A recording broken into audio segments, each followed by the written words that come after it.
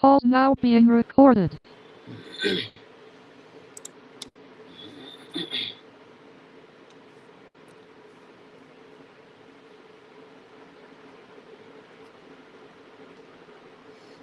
ওকে, আজকে আমাদের ক্লাসের বিষয় হচ্ছে আমার প্যাথোলজির, যেহেতু আমরা 3টা ক্লাসে ভাগ করেছিলাম, তো আজকে হচ্ছে প্যাথোলজির লাস্ট ক্লাস। আসলে বরাবর মতো আমি আবারও বলছি, সেটা হচ্ছে প্যাথোলজির এই ক্লাসগুলোর অধিকাংশ জিনিসই দেখা যাচ্ছে যে অন্য সময়ে পড়া হয়েছে, তো সেই কারণে এটা হচ্ছে রিপিট হবে বারবার জিনিসগুলো। তো আমরা সেজন্য হচ্ছে এইগুলো একটু তাড়াতাড়ি স্কিপ করে যাব যেগুলো আমরা আগে পড়েছি, অ্যান্ড অ্যাজ ওয়েল অ্যাজ মানে এটা আমরা জাস্ট রিক্যাপিচুলেট করবো আর কি ব্যাপারগুলো। তো আজকে আমাদের টপিক হচ্ছে প্যাথোলজি 3।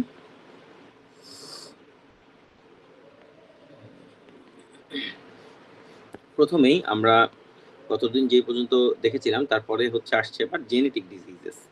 আজকে আমরা শুরু করবো জেনেটিক ডিজিজ দিয়ে।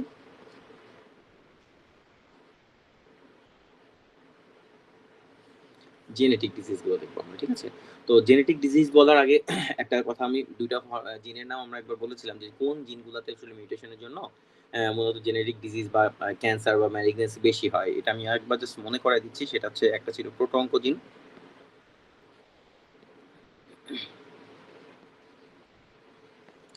যেটা মিউটেশন হয়ে অঙ্কোজিন তৈরি হয়, যারা আসলে abnormal growth of the cells করে, যার ফলে হচ্ছে এখানে ম্যালিগনেন্সি তৈরি হয়। আর আরেকটা ছিল টিউমার সাপ্রেসর জিন।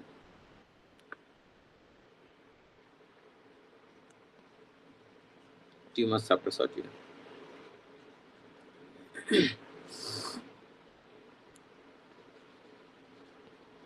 যেমন P53, এরা হচ্ছে টিউমার সাপ্রেসর জিনের কাজ থাকে হচ্ছে গ্রোথ টাকে হচ্ছে কন্ট্রোল করা।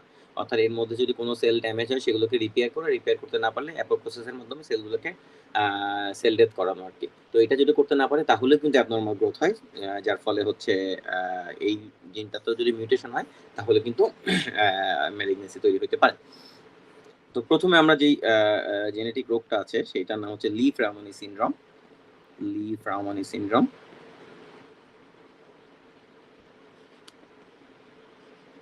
ওকে, লি-ফ্রাউমানি সিনড্রোম। এটা মূলত হচ্ছে P53 জিন মিউটেশনের জন্য হয়। তো আমরা বলেছিলাম আগে যে P53 একটা টিউমার সাপ্রেসর জিন।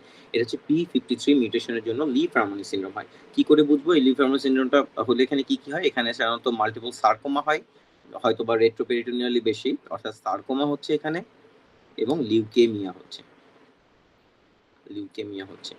যে কোনো জেনেটিক ডিসঅর্ডার একটা মনে রাখবেন যে আসলে একটা জিন তো মিউটেশন হতে একটা সময় লাগে, তাই না? একটা জিন মিউটেশন হতে সময় লাগে, কিন্তু কারোর যদি জেনেটিক্যালি সেই মিউটেটেড জিন নিয়ে জন্মায় সেক্ষেত্রে কিন্তু ওর আর জিনের মিউটেশন হওয়ার প্রয়োজন নাই। তার মানে সবগুলো জেনেটিক ডিজিজগুলোই যদি জেনেটিক্যালি হেরিডিটারি জেনেটিক হয় তাহলে কিন্তু এইগুলার এই ডিজিজগুলো একটু আর্লি এজে ম্যানিফেস্ট করে, ঠিক আছে? অর্থাৎ এই ধরনের ডিজিজগুলো সাধারণত লেস দ্যান 45 ইয়ার্স অফ এজে হয়, ওকে? এবং এখানে কিন্তু ফার্স্ট ডিগ্রি রিলেটিভ ইনভলভ থাকে, অর্থাৎ ফার্স্ট ডিগ্রি রিলেটিভেরও সেম টাইপ অফ ডিজিজের হিস্ট্রি থাকবে।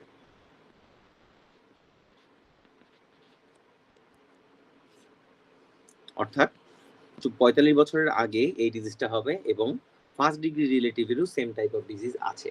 এই ধরনের যদি ফিচার থাকে একসাথে, কারোর যদি একই সাথে বলা হয় যে হয়তো বা তার সার্কোমা হয়েছে 40 বছর বয়সে, তার বাবা বা মায়ের লিউকেমিয়া ছিল, তো এটা যদি চিন্তা করে এরকম একটা সিনারিও দেয়, তো আমি চিন্তা করতে পারি যে এটা হচ্ছে লি-ফ্রাউমানি সিনড্রোম, ঠিক আছে? অর্থাৎ এখানে P53 মিউটেশনের জন্য হয়েছে লি-ফ্রাউমানি সিনড্রোম।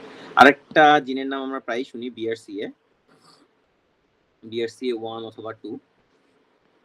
তো এই BRCA 1-2 মিউটেশন যদি হয় তাহলে ফিমেলদের ক্ষেত্রে কি কি ক্যান্সার হতে পারে এগুলো জানলেই হবে। শুধু ফিমেলের ক্ষেত্রে ব্রেস্ট এবং ওভারিয়ান ক্যান্সার হতে পারে, আর মেলের ক্ষেত্রে প্রোস্টেট ক্যান্সার হতে পারে। মেলের ক্ষেত্রে প্রোস্টেট ক্যান্সার, ঠিক আছে? প্রোস্টেট ক্যান্সার,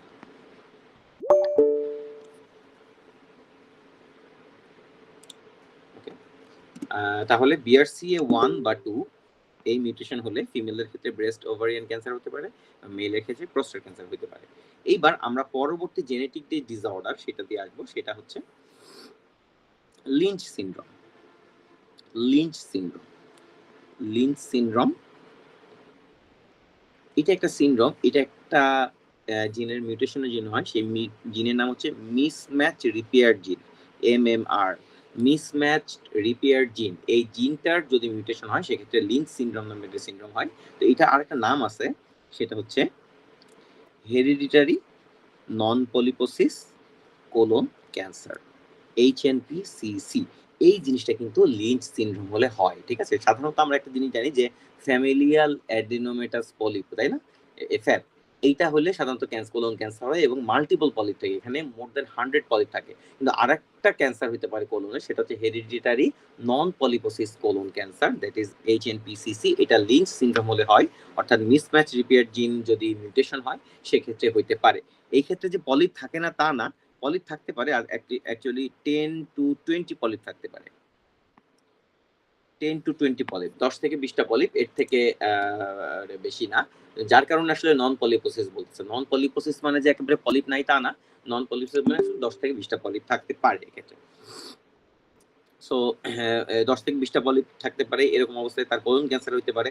এবং একটা জিনিস কিন্তু শিওর যে যেই সিনড্রোমই হোক না কেন, বয়সটা কিন্তু কম, দেখা যায় 50-এর নিচেই ক্যান্সার হয়ে যাচ্ছে। সো বয়সটা কম বয়সে হবে ক্যান্সার, এটা কিন্তু খুবই ইম্পর্টেন্ট। তো লিঞ্চ সিনড্রোমে কি কি হইতে পারে? লিঞ্চ সিনড্রোমে হইতে পারে তাহলে কোলন ক্যান্সার, যেটা হচ্ছে হেরিডিটারি নন পলিপোসিস কোলন ক্যান্সার হতে পারে, গেল একটা। মেয়েদের ক্ষেত্রে এন্ডোমেট্রিয়াল ক্যান্সার হতে পারে, ওকে। আবার ইউরোথেলিয়াল ক্যান্সার হতে পারে। ইউরোথেলিয়াল ক্যান্সার মানে কি, ট্রানজিশন সেলের যে ক্যান্সারগুলো হয়, ব্লাডার টিউমার, তারপরে হচ্ছে ইউরেটারে টিউমার হতে পারে, ইউরেটারে হচ্ছে জাপা ট্র্যাক TCC, এই জিনিসগুলো হতে পারে, ইউরোথেলিয়াল টিউমার হতে পারে, ঠিক আছে।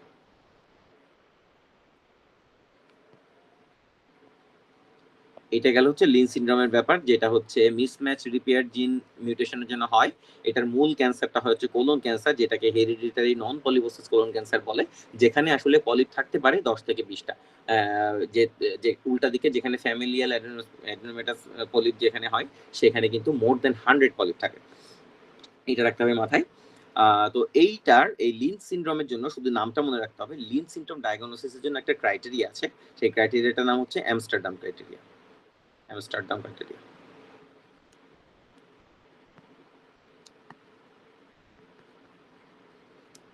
Amsterdam criteria. আমস্টারডাম হচ্ছে নেদারল্যান্ডের রাজধানী, নেদারল্যান্ডের। তো ওখান থেকে আসলে আবিষ্কৃত হয়েছে, যার জন্য এটার নাম এটা। তো আমস্টারডাম ক্রাইটেরিয়া, এইটা দিয়ে আমরা হচ্ছে লিঞ্চ সিনড্রোম ডায়াগনোসিস করি, শুধুমাত্র নামটা জানলেই হবে। তাহলে লিঞ্চ সিনড্রোম ডায়াগনোসিস করার জন্য যে ক্রাইটেরিয়া, সেটার নাম আমস্টারডাম ক্রাইটেরিয়া। এইবার তাহলে আমরা যেহেতু হেরিডিটারি নন পলিপোসিস কোলন ক্যান্সার নিয়ে কথা বলেছি, এবার আমরা কথা বলবো ফ্যামিলিয়াল অ্যাডেনোমেটাস পলিপ বা FAP। এটা একটা অটোজোমাল ডমিনেন্ট ডিজিজ, আমরা জানি। এবং এখানে একটা জিনের জন্য সমস্যা হয়, জিনটার নাম APC জিন। তাহলে এই জিনিসগুলো আমরা একটু জেনে নিলাম যে APC জিনের জন্য সমস্যা, একটা অটোজোমাল ডমিনেন্ট ডিজিজ, যেটার নাম হচ্ছে ফ্যামিলিয়াল অ্যাডেনোমেটাস পলিপ। তাহলে এইটাতে কি হয় আসলে? এইটাতে সাধারণত এইটা অনেক ইয়াং এজে ম্যানিফেস্ট করে। ইয়াং এজ কত? উইদিন 20 ইয়ার্স, মানে 20 বছরের মধ্যে এরা কিন্তু আসতে পারে। কি নিয়ে আসবে আমাদের কাছে? কি সমস্যা বলবে আমাদেরকে ওরা? সমস্যা হতে পারে ওর, যেহেতু দেখেন এই ফ্যামিলিয়াল অ্যাডেনোমেটাস পলিপোসিস এটা একটা অটোজোমাল ডমিনেন্ট ডিজিজ, এবং এখানে কিন্তু পলিপ থাকে, মাল্টিপল পলিপ, মোর দেন 100 পলিপ থাকে। এই যে এতগুলো পলিপ, সেই পলিপগুলো থেকে কিন্তু প্রায়শই ব্লিডিং হয়, তাই না? প্রায়শই ব্লিডিং হয়। ফর দ্যাট রিজন ওরা আসতে পারে এনিমিয়া নিয়ে, ওরা আসতে পারে পাররেক্টাল ব্লিডিং নিয়ে, এবং ওরা আসতে পারে family history of colon cancer নিয়ে। Family history of colon cancer, তার মানে দেখা যাবে ওর বাবা মারা গেছে কোলন ক্যান্সারে, দাদা মারা গেছে কোলন ক্যান্সারে, এরকম কিছু বলবে। তাহলে এরকম কেউ যদি আসে যে বললো হয়তো বা 20-21 বছর বয়স, 20-21 বছর বয়স, মনে করেন যে ও আসলো, ও বললো যে আমার তো বাবা মারা গেছে কোলন ক্যান্সারে এবং আমার পায়খানার রাস্তা দিয়ে রক্ত বের হওয়া শুরু হয়েছে অনেক, এতই রক্ত যে আমাকে দুর্বল লাগছে, আমি পরীক্ষা করে দেখলাম ওর এনিমিয়া হয়েছে। সো এটাকে আমরা বলতে পারি যে এটা ফ্যামিলিয়াল অ্যাডেনোমেটাস পলিপ। তাহলে এইটার জন্য আমরা কি টেস্ট করব? এখানে আসলে আমাদেরকে কোলোনোস্কোপি করতে হবে। তাহলে আমরা এখানে একটা কোলোনোস্কোপি করব। কোলোনোস্কোপি করে আমরা দেখব যে মোর দেন 100 পলিপ, মানে অনেক হান্ড্রেডস অফ পলিপ, ভেতরে মিউকোসার মধ্যে পলিপ ভরা কোলনে। যদি এটা দেখেই যাই, তাহলে এখন একটা প্রশ্ন আসতে পারে যে এরকম একটা পেশেন্টের ফেট কি। এইরকম একটা ফ্যাপের পেশেন্ট যার বয়স এখনো 20 বছর, তার 100% chance of colon cancer.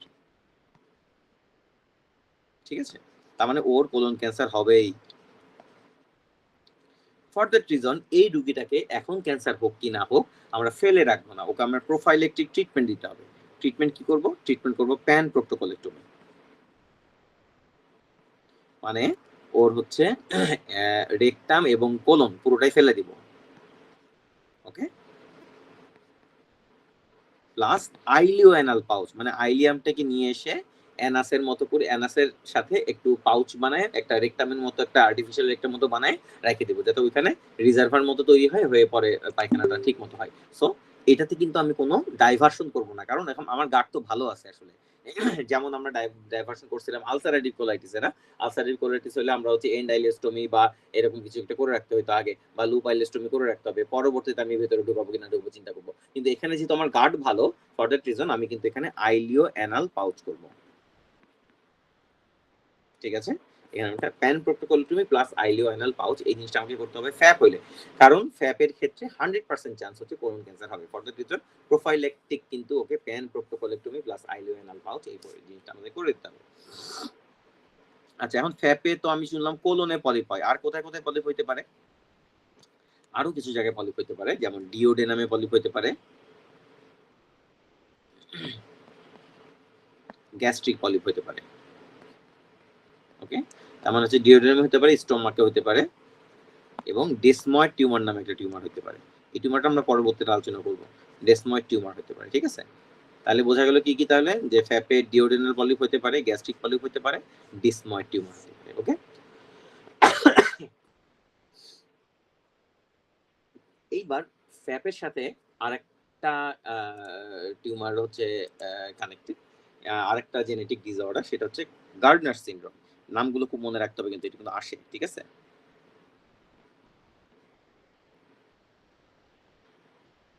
Gairdner syndrome ব্যাপারটা কি? এইটাতে কতগুলো জিনিস একসাথে থাকে দেখেন। প্রথমত ফ্যামিলিয়াল অ্যাডেনোমেটাস পলিপ থাকবে, সেই সাথে থাকতে পারে হচ্ছে স্কাল্পে অস্টিওমা। স্কাল্প অস্টিওমা মানে হচ্ছে মাথার মধ্যে একটা বিনাইন একটা টিউমার থাকতে পারে, এটা হচ্ছে স্কাল্পের বোন থেকে আসবে। থাইরয়েড ম্যালিগনেন্সি থাকতে পারে, থাইরয়েড ম্যালিগনেন্সি থাকতে পারে, এবং থাকতে পারে এপিডার্মাল সিস্ট। ওকে, তাহলে ফ্যাপে যা যা, মানে ফ্যাপে পলিপ থাকতে পারে, গ্যাস্ট্রিক পলিপ থাকতে পারে, ডিওডেনাল পলিপ থাকতে পারে, কোলনে পলিপ থাকতে পারে, কোলন ক্যান্সার থাকতে পারে, ডিসময়েড টিউমার থাকতে পারে ফ্যাপে থেকে, স্কাল্পে অস্টিওমিয়া থাকতে পারে, থাইরয়েড ম্যালিগনেন্সি থাকতে পারে, এবং এপিডার্ময়েড সিস্ট থাকতে পারে, যেটা আমরা আগে আলোচনা করছি, এপিডার্ময়েড সিস্ট থাকতে পারে। ঠিক আছে, এই জিনিসগুলো থাকতে পারে গার্ডনার সিনড্রোমে। তাহলে এই নামটা খালি মনে রাখা লাগবে। আরেকটা সিনড্রোম আছে এরকম, এটা নাম কাউডেন সিনড্রোম। কাউডেন সিনড্রোম।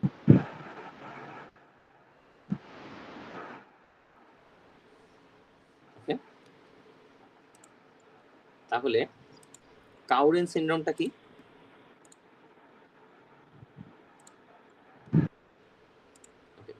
কাউডেন সিনড্রোমটা হচ্ছে এইখানে মাল্টিপল হামারটোমা থাকে। তাহলে হামারটোমা কি জিনিস? মাল্টিপল হামারটোমা, হামারটোমা কি ব্যাপারটা মনে আছে? হামারটোমা কি বিনাইন নাকি ম্যালিগনেন্ট? এই শাহিন আপু বলতে পারবেন হামারটোমা কি বিনাইন না ম্যালিগনেন্ট? আমরা কিন্তু পরপর 2 দিনই হামারটোমা নিয়ে কথা বলছি। বিনাইন। Benign, correct. এটা হচ্ছে জাস্ট হচ্ছে ওই ধরনের, মানে মনে করেন যদি লাঙে সবচেয়ে বেশি হয়, লাঙের ভেতরের যে সেলগুলো সেগুলো দিয়েই তৈরি হবে, কিন্তু ডিসঅর্গানাইজড একটা গ্রোথ হবে, তাই না? দেখে টিউমারের মতো মনে হবে, কিন্তু বের করলে আমরা নরমাল সেলই পাবো, which is indigenous to that place. Okay, multiple hamartoma হবে। মেহজাবিন আপু আপনার মনে হয় মাইক্রোফোনটা অন, একটু মাইক্রোফোনটা অফ করবেন। ওকে, থ্যাংক ইউ। আচ্ছা, মাল্টিপল হামারটোমা থাকে, তাহলে কাউডেনে কি থাকবে? হামারটোমা থাকবে অনেকগুলো। ওকে,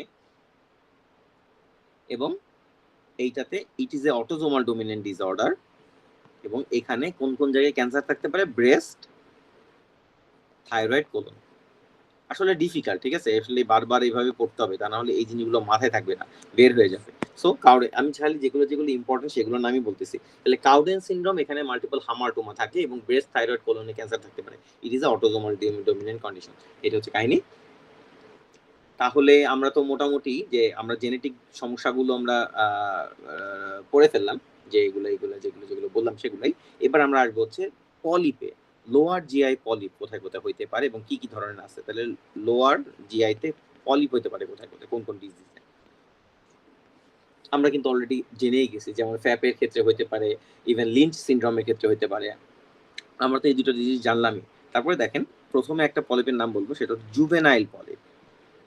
জুভেনাইল পলিপ, ওকে। জুভেনাইল এটা হচ্ছে মূলত বাচ্চাদের হয়, বোঝা যাচ্ছে। তাহলে এটা ইয়াং এজে হবে, এইটা প্রথম কথা। কিছু হিস্ট্রি থাকবে, যেমন হিস্ট্রি অফ পেইনলেস পারারেক্টাল ব্লিডিং, তাহলে এটা ভেরি ইম্পর্টেন্ট। পেইনলেস পারারেক্টাল ব্লিডিং থাকবে,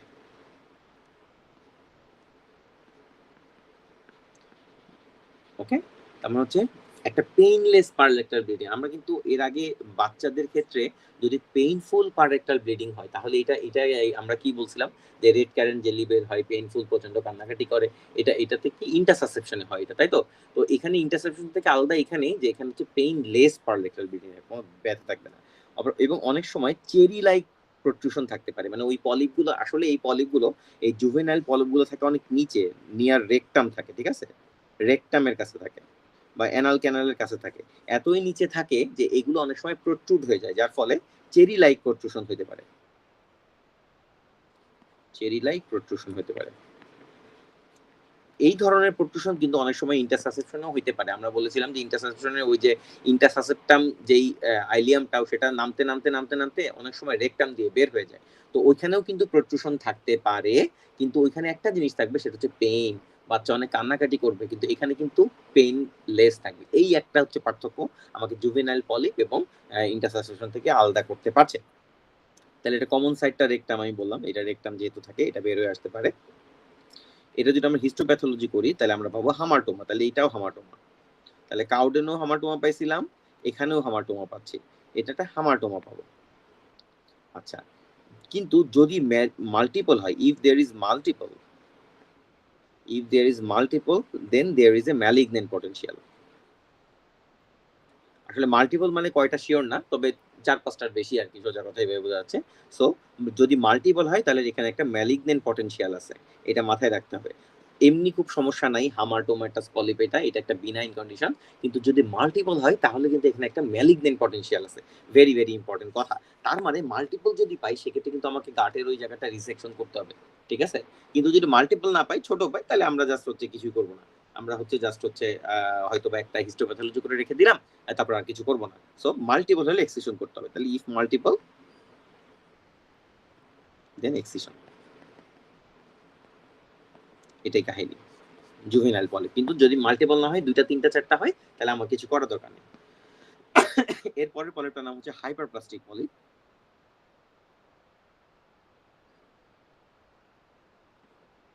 হাইপারপ্লাস্টিক পলিপ ব্যাপারটা কি, হাইপারপ্লাসিয়া মানে বুঝছে এটা একটা বিনাইন কন্ডিশন, একটা রিভার্সিবল কন্ডিশন, যেখানে হচ্ছে সেলের সংখ্যাগুলো বেড়ে যায়। সো এটা হচ্ছে হাইপারপ্লাসিয়া। তো it is the commonest type. তাহলে যদি একটা পলিপের কথা বলে যে একটা পলিপ হয়েছে, মোস্ট প্রবাবলি সেটা হচ্ছে হাইপারপ্লাস্টিক পলিপ, বিকজ 90% ক্ষেত্রে হচ্ছে হাইপারপ্লাস্টিক পলিপ হয়, ঠিক আছে? আর এটা সাইট কোনটা? এটা সাইট হচ্ছে, তাহলে আগেরটা ছিল রেকটামে, এটা একটু উপরে, এটা হচ্ছে রেক্টোসিগময়েড জাংশন, মাথায় রাখতে হবে। তাহলে এটা হচ্ছে রেক্টোসিগময়েড জাংশন। তাহলে আগেরটা ছিল কোথায়? রেকটামে, সেটা ছিল হচ্ছে জুভেনাইল পলিপ, কিন্তু হাইপারপ্লাস্টিকটা হচ্ছে রেক্টোসিগময়েড জাংশনে।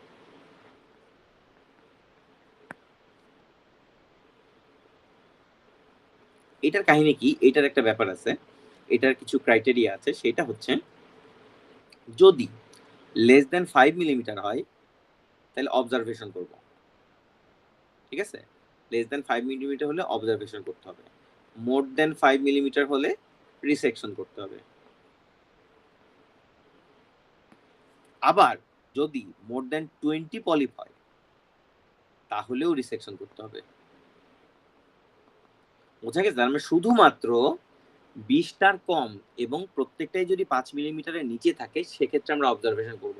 যদি 20টার বেশি হয় তাহলে সেটা যে সাইজেরই হোক না কেন কাটতে হবে, আর যদি 5 মিলিমিটারের বড় হয় তাহলে কিন্তু কাটতে হবে। বোঝা গেছে? তাহলে 5 মিলিমিটারের বড় অথবা 20টার বেশি দুইটার যে কোনো ক্ষেত্রে আমাকে রিসেকশন করতে হবে। শুধুমাত্র 5 মিলিমিটারের কম এবং সেটা যদি 20-এর কম হয় পলিপের সংখ্যা তাহলে অবজারভেশন করব। তাহলে এটা কিন্তু মাথায় রাখতে হবে একেবারে ক্লিয়ারলি, ঠিক আছে?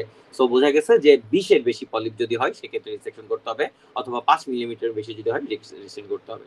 কিন্তু 20-এর নিচে এবং 5 মিলিমিটারের কম এই দুইটাই যদি একসাথে থাকে সেক্ষেত্রে হচ্ছে অবজারভেশন করতে হবে, সেখানে অপারেশন করার দরকার নাই। আরেকটা পলিপের ডিজিজ আছে, সেটা হচ্ছে পিউটজেগার সিনড্রোম।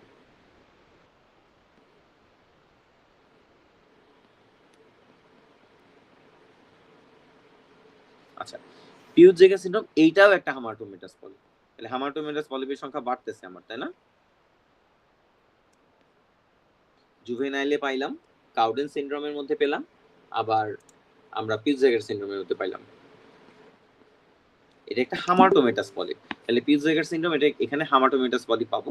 এটা কোথায় বেশি হয়? এটা আরো উপরে উঠে গেছে। আমরা প্রথমটা পেয়েছিলাম জুভেনাইল ছিল রেকটামে, তারপরে আমাদের হাইপারপ্লাস্টিকটা ছিল রেক্টোসিগময়েড জাংশনে, আর এখন পিউটজেগার সিনড্রোম এটা হচ্ছে কোলনে। সাইট হচ্ছে কোলন, কোলনে বেশি হয়। এখানে একটা কাহিনী ঘটে, পিউটজেগার সিনড্রোমে হাইপার পিগমেন্টেশন হয়। কোথায় কোথায়?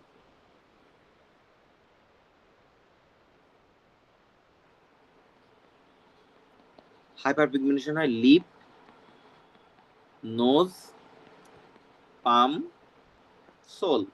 তার মানে পাম, সোল, লিপ এবং নোজে এখানে আমরা দেখতে পাবো হাইপার পিগমেন্টেশন এবং ছোট ছোট ছোট ছোট কালো কালো দাগ হতে পারে। তাহলে এটা কিন্তু পিটজেগার সিনড্রোমের সাথে অ্যাসোসিয়েটেড। সো বোঝা যাচ্ছে যে কারোর যদি বলে যে এরকম একজনের একটা বাচ্চার ওর হচ্ছে আমরা ইয়া করলাম কোলোনোস্কোপি করে, হয়তো বা পারেটাল ব্লিডিং নিয়ে আসছে, কোলোনোস্কোপি করে দেখলাম ওর পলিপ আছে, একই সাথে দেখা গেল ওর পেরিওরাল বা লিপের চারপাশে হাইপার পিগমেন্টেশন আছে। তাহলে এটা কি হয়েছে? এটা পিটজেগার সিনড্রোম, ঠিক আছে? এইটা নিয়ে কিন্তু প্রশ্ন আসে এবং এইটাই কিন্তু এটাকে সেন্টার করেই প্রশ্নটা আসে। তাহলে এটা হচ্ছে পিটজেগার সিনড্রোম, এটা কিন্তু মাথায় রাখতে হবে, এটা হচ্ছে পিটজেগার সিনড্রোম। আর একটা ঘটনা ঘটে পিটজেগার সিনড্রোমে।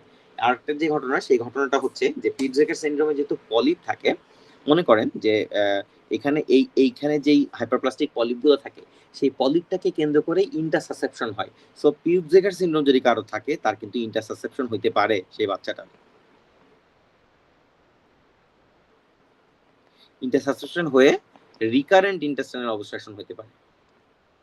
তাহলে এটা মাথায় রাখতে হবে। তাহলে পিটজেগার সিনড্রোম যদি হয় তার হচ্ছে রিকারেন্ট ইন্টেস্টাইনাল অবস্ট্রাকশনের মতো ফিচার আনতে পারে, ইন্টারসাসেপশনের মতো ফিচার আনতে পারে, এবং লিপ, নোজ, পাম, সোল এর চারপাশে হাইপার পিগমেন্টেশন থাকবে।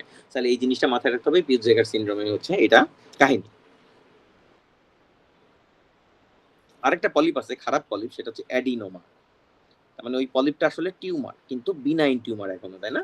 অ্যাডিনোমা। এখন অ্যাডিনোমাতে কিছু কাহিনী আছে, সেটা হচ্ছে যদি অ্যাডিনোমাটা পলিপ হয় তাহলে যদি মোর দ্যান 1 সেন্টিমিটার সাইজ হয় পলিপের, that increase the risk of malignancy. For that reason আমাদের কিন্তু এক্ষেত্রে পলিপেক্টমি করে দিতে হবে। যদি more than 1 centimetre adenomatous polyp হয় তাহলে হচ্ছে then there is increase risk of malignancy. তো সেক্ষেত্রে we have to do polypectomy, polypectomy. Okay, এটা গেল একটা কাহিনী। এইবার আমরা আসবো ইনফ্লামেটরি পলিপে। Inflammatory polyp, inflammatory polyp. Okay, inflammatory polyp ব্যাপারটা কি? মনে করেন এইটা হচ্ছে ইনফ্লামেটরি বাউল ডিজিজে হচ্ছে, ইনফ্লামেটরি বাউল ডিজিজে ইনফ্লামেটরি পলিপ হচ্ছে। আসলে কি হচ্ছে কাহিনীটা? মূলত এর মধ্যে আলসারেটিভ কোলাইটিস হচ্ছে। দেখেন, এইটা যদি আমি একটা ক্রস সেকশন অফ দ্য গাট আঁকি, মনে করেন এই গাটের জায়গায় জায়গায় আলসারেটিভ কোলাইটিস আলসারেশন হয়। মনে করেন এইখানে আলসারেশন হয়েছে, এখানে আলসারেশন হয়েছে, এই জায়গায় এই দুটো জায়গায় আলসারেশন হয়ে এই দুটো জায়গায় গর্ত হয়ে গেছে। তাহলে পরে যদি আমরা মনে করেন এই দুটো জায়গায় গর্ত হয়ে গেছে, এই দুটো জায়গায় এরকম নেমে গেছে, এই জায়গাটা ভালোই ছিল, এই জায়গাটা নেমে গেছে, এই যে দুটো জায়গায় নেমে গেল আলসারেশন হয়ে, তাহলে এই যে এই যে ভালো জায়গাটা থাকলো, এই জায়গাটাকে একটা পলিপের মতো লাগতেছে না? আফরিন আপু কি বলেন? তাই তো নাকি?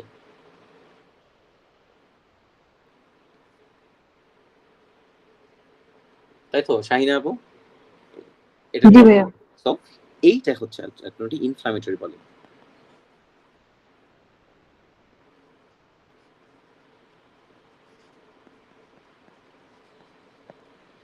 এই কাহিনীটা হচ্ছে ইনফ্লামেটরি পলিপ, মানে আসলে এটা একটা সিডো পলিপ।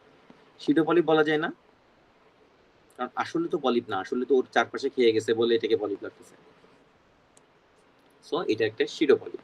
তাহলে এই এই ইনফ্লামেটরি পলিপগুলোকে সিডো পলিপ বলা হয়। মূলত আলসারেটিভ কোলাইটিসে ইনফ্লামেটরি পলিপগুলো পাওয়া যায়। এখন কথা হচ্ছে আলসারেটিভ কোলাইটিসে যদি পলিপ পাওয়া যায়, সেখানে 10 to 20% ক্ষেত্রে there is a chance of colon cancer. তাহলে বেশ ভালোই চান্স আছে কোলন ক্যান্সারের। সো এখন আমরা পলিপেক্টমি করবো। তা আলসারেটিভ কোলাইটিসে পলিপ পেলে আমরা প্রথমে পলিপেক্টমি করবো। পলিপেক্টমি করে যদি হিস্টোপ্যাথোলজি রিপোর্টে ডিসপ্লাসিয়া আসে, যদি হিস্টোপ্যাথোলজি রিপোর্ট করে আমরা ডিসপ্লাসিয়া পাই, তার মানে এখানে 10 থেকে 20% ক্ষেত্রে কোলন ক্যান্সার হয়ে যাবে, সেক্ষেত্রে তখন কিন্তু আমরা প্যান প্রক্টোকোলোটমি করব। তাহলে দুইটা ক্ষেত্রে আমরা প্যান প্রক্টোকোলোটমি করতেছি। একটা ফ্যামিলিয়াল অ্যাডেনোমেটাস পলিপ যদি থাকে সেক্ষেত্রে, আর একটা আলসারেটিভ কোলাইটিসের ক্ষেত্রে যদি ইনফ্লামেটরি পলিপ থাকে এবং সেই পলিপটা যদি ডিসপ্লাস্টিক হয়, সেক্ষেত্রে আমরা প্যান প্রক্টোকোলোটমি করে দেব। এইখানে কিন্তু প্যানক্টোমি করার পরে টার্মিনাল আইলিওস্টোমিও করতে পারি, অথবা যদি রোগীর অবস্থা খুব খারাপ থাকে, ইনফেকশন থাকে, সেক্ষেত্রে টার্মিনাল আইলিওস্টোমি করবো, আর যদি না হয় সেক্ষেত্রে আইলিয়াল পাউচও করতে পারি। এটা রোগীর অবস্থা বুঝে ব্যবস্থা। যদি আপনার সিনারিও দেখলে বুঝতে পারবে, রোগী যদি খুব ক্যাকিকটিক হয়, একেবারে ইনফেকশন জ্বর টর আছে মনে করেন, খুবই খারাপ অবস্থা, সেক্ষেত্রে আমরা কিন্তু ওকে টার্মিনাল আইলিওস্টোমি করে দিব, ওইটাই থাকবে। আর যে তা না হলে আমরা তাকে হচ্ছে আইলিয়াল পাউচ করতে পারি। আরেকটা হচ্ছে পলিপোসিস সিনড্রোম। এবার এটা তো পলিপগুলো গেল, এবার হচ্ছে কোন কোন ক্ষেত্রে পলিপ, কোন কোন ডিজিজে পলিপ হয় সেগুলোকে পলিপোসিস সিনড্রোম বলে। এইগুলো আমরা পড়ে আসছি, জাস্ট নামগুলো বলবো, আপনারা মিলাই নেবেন। সেটা হচ্ছে ওই যে ফ্যামিলিয়াল অ্যাডেনোমেটাস পলিপ। কোথায় কোথায় হতে পারে এখানে?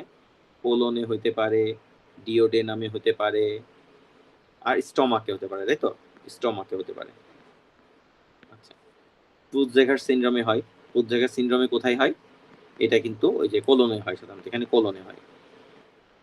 লিঞ্চ সিনড্রোমে হয়, তাই না? লিঞ্চ সিনড্রোমে হয়, আমরা আগেই বলছিলাম লিঞ্চ সিনড্রোমে যদিও হেরিডিটারি নন পলিপোসিস কোলন ক্যান্সার হয় এখানে, তারপরও 10 থেকে 20টা কোলনে পলিপ থাকতে পারে। 10 থেকে 20টা পলিপ থাকতে পারে, এবং এটা কিন্তু কম এজে হয়। কোন এজ 40 to 50 ইয়ার্স। যদিও ফ্যাপের থেকে বেশি, ফ্যাপে তো 20 বছরের মধ্যে হয়, এটা এটা 40 থেকে 50 বছরের মধ্যে হয়। আরেকটা ব্যাপার, লিঞ্চ সিনড্রোম যদি থাকে সেক্ষেত্রে সাধারণত রাইট কোলনে মিউসিনাস ক্যান্সার হয়। রাইট কোলন মানে কি?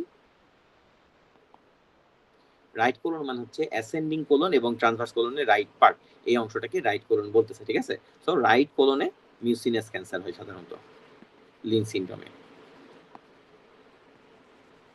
তাহলে হলো রাইট কোলনে মিউসিনাস ক্যান্সার হচ্ছে, ঠিক আছে? ওকে, তাহলে আমাদের মোটামুটি এই এই অংশটা হয়ে গেছে। যদি আমরা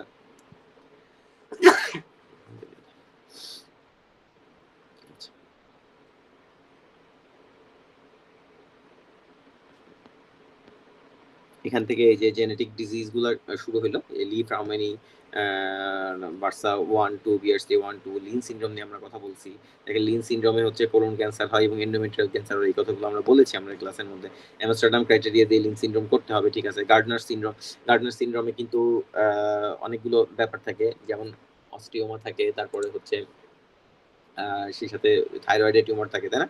স্কাল অস্টিওমা থাকে, থাইরয়েড ক্যান্সার থাকে, এপিডার্মাইসিস থাকে, একই সাথে ফ্যাপ থাকে, এপিসি জিনের জন্য ফ্যাপ থাকে সাথে, ঠিক আছে? তো এই জিনিসগুলো কিন্তু আমরা বলেছি।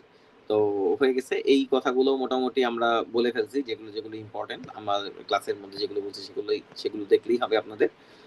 লিন সিনড্রোমে কে এইচএনপিসিসি এটাও বলা হয়, এটা নিয়ে আলোচনা করে ফেলছি। P53 মিউটেশনে কি হয়, কাউডেনের কথা বলছি, কেরাস মিউটেশন, এটা কেরাস হচ্ছে এটা একটা অঙ্কোজিন এর মিউটেশন হলে, প্রোটো-অঙ্কোজিন এটা মিউটেশন হলে কি হবে। তো আসলে খুব বেশি কিছু বলার নাই এখানে। তো পলিপ গুলো নিয়ে আমরা সব আলোচনা করছি, juvenile hyperplastic adenoma inflammatory polyp. তো আমরা এগুলো সব করে ফেলছি আর কি অলরেডি, ঠিক আছে?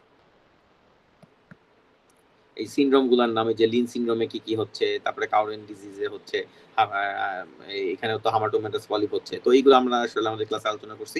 আপনারা পরবর্তীতে ক্লাসটা আস্তে আস্তে শুনে এটা দেখলে ইজি হয়ে যাবে। ক্রুজেগার সিনড্রোমে আমরা আলোচনা করছি এটা। আলসারেটিভ কোলাইটিস এবং কোলোরেক্টাল ক্যান্সারে কি হতে পারে, এই যে কোলোনিক লেশনে এখানে হচ্ছে dysplasia associated lesions of mass, DALM, এটা কিন্তু আলসারেটিভ কোলাইটিসে হয়, ঠিক আছে। এটা ওই একই কথা, ওই যে আপনার ইনফ্লামেটরি পলিপ হয় সেখানে যদি ডিসপ্লাসিয়া পাই সেটাকে বলতেছে হচ্ছে ডিসপ্লাসিয়া অ্যাসোসিয়েটেড লেশন অর মাস।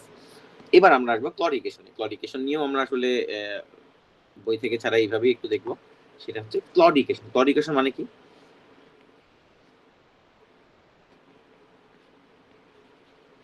এটা মানে হচ্ছে মূলত লিম্ব পেইন, ঠিক আছে, হাঁটতে গেলে ব্যথা করতেছে, সোজা কথা হচ্ছে এটা, সহজ ভাষায়। আচ্ছা, এখন চিন্তা করেন, আপনারাই আপনাদের লাইফে চিন্তা করেন যে হাঁটতে যে ব্যথা এটা কিন্তু দুই ভাবে হতে পারে। মানে হাঁটতে যে একটু হাঁটতে যে পায়ে ব্যথা পাচ্ছে, তাহলে আমরা একটা ডিজিজ পড়েছিলাম, বার্জার্স ডিজিজ, তাই না, যে এটা থ্রোম্বোঅ্যানজাইটিস অবলিটারেন্স বা vascular disease, peripheral vascular disease মানে হচ্ছে আমার আর্টারিতে ব্লাড সাপ্লাই ভালো করে পৌঁছাচ্ছে না। তাহলে আর্টারিতে যখন ব্লাড সাপ্লাই ভালো করে পৌঁছাচ্ছে না তখন কিন্তু একটা পেইন হচ্ছে আমার, তাই না, একটা পেইন হচ্ছে, এবং সেই পেইনটা কি, যদি আমি রেস্ট নিই তাহলে সেই রেস্টটা কিন্তু রেস্ট নিলে হচ্ছে সেই পেইনটা আবার ঠিক হয়ে যাচ্ছে, কারণ আমার যখন ডিমান্ড বাড়তেছে তখন পেইন হইতেছে, ডিমান্ডটা যখনই কমে যাচ্ছে তখন আলটিমেটলি পেইনটা কমে যাচ্ছে। সো একটা ফেনোমেন হচ্ছে ভাস্কুলার, তাই না। আচ্ছা, এটাতে একটা ব্যাপার আছে, সেটা হচ্ছে যদি রেস্ট নিই তাহলে ডিক্রিজ পেইন। কি কি কারণে হইতে পারে ভাস্কুলার, কি কি কারণে হইতে পারে পেইন, সেটা এক হইতে পারে অ্যাথেরোস্ক্লেরোসিসের জন্য, ওকে, আরেকটা হতে পারে থ্রোম্বাসের জন্য, হ্যাঁ ওখানে একটা ব্লাড ক্লট তৈরি হয়ে গেছে, ব্লাড সাপ্লাই বাধাগ্রস্ত হচ্ছে, থ্রোম্বাসের জন্য। আরেকটা হচ্ছে এম্বোলাসের জন্য, হ্যাঁ এম্বোলিজম হয়েছে, এক জায়গা থেকে তৈরি হয়ে আরেক জায়গায় চলে গেছে, এম্বোলাসের জন্য।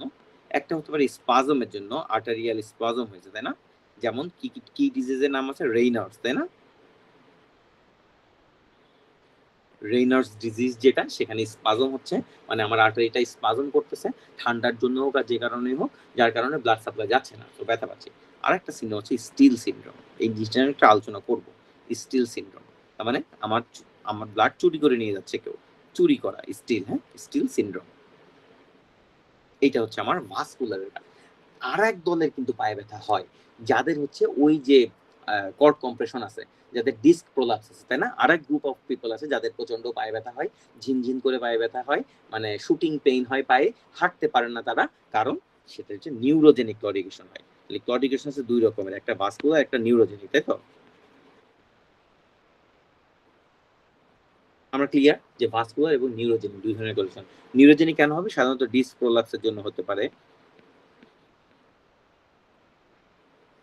তারপর স্পাইনাল ক্যানাল স্টেনোসিসের জন্য হতে পারে,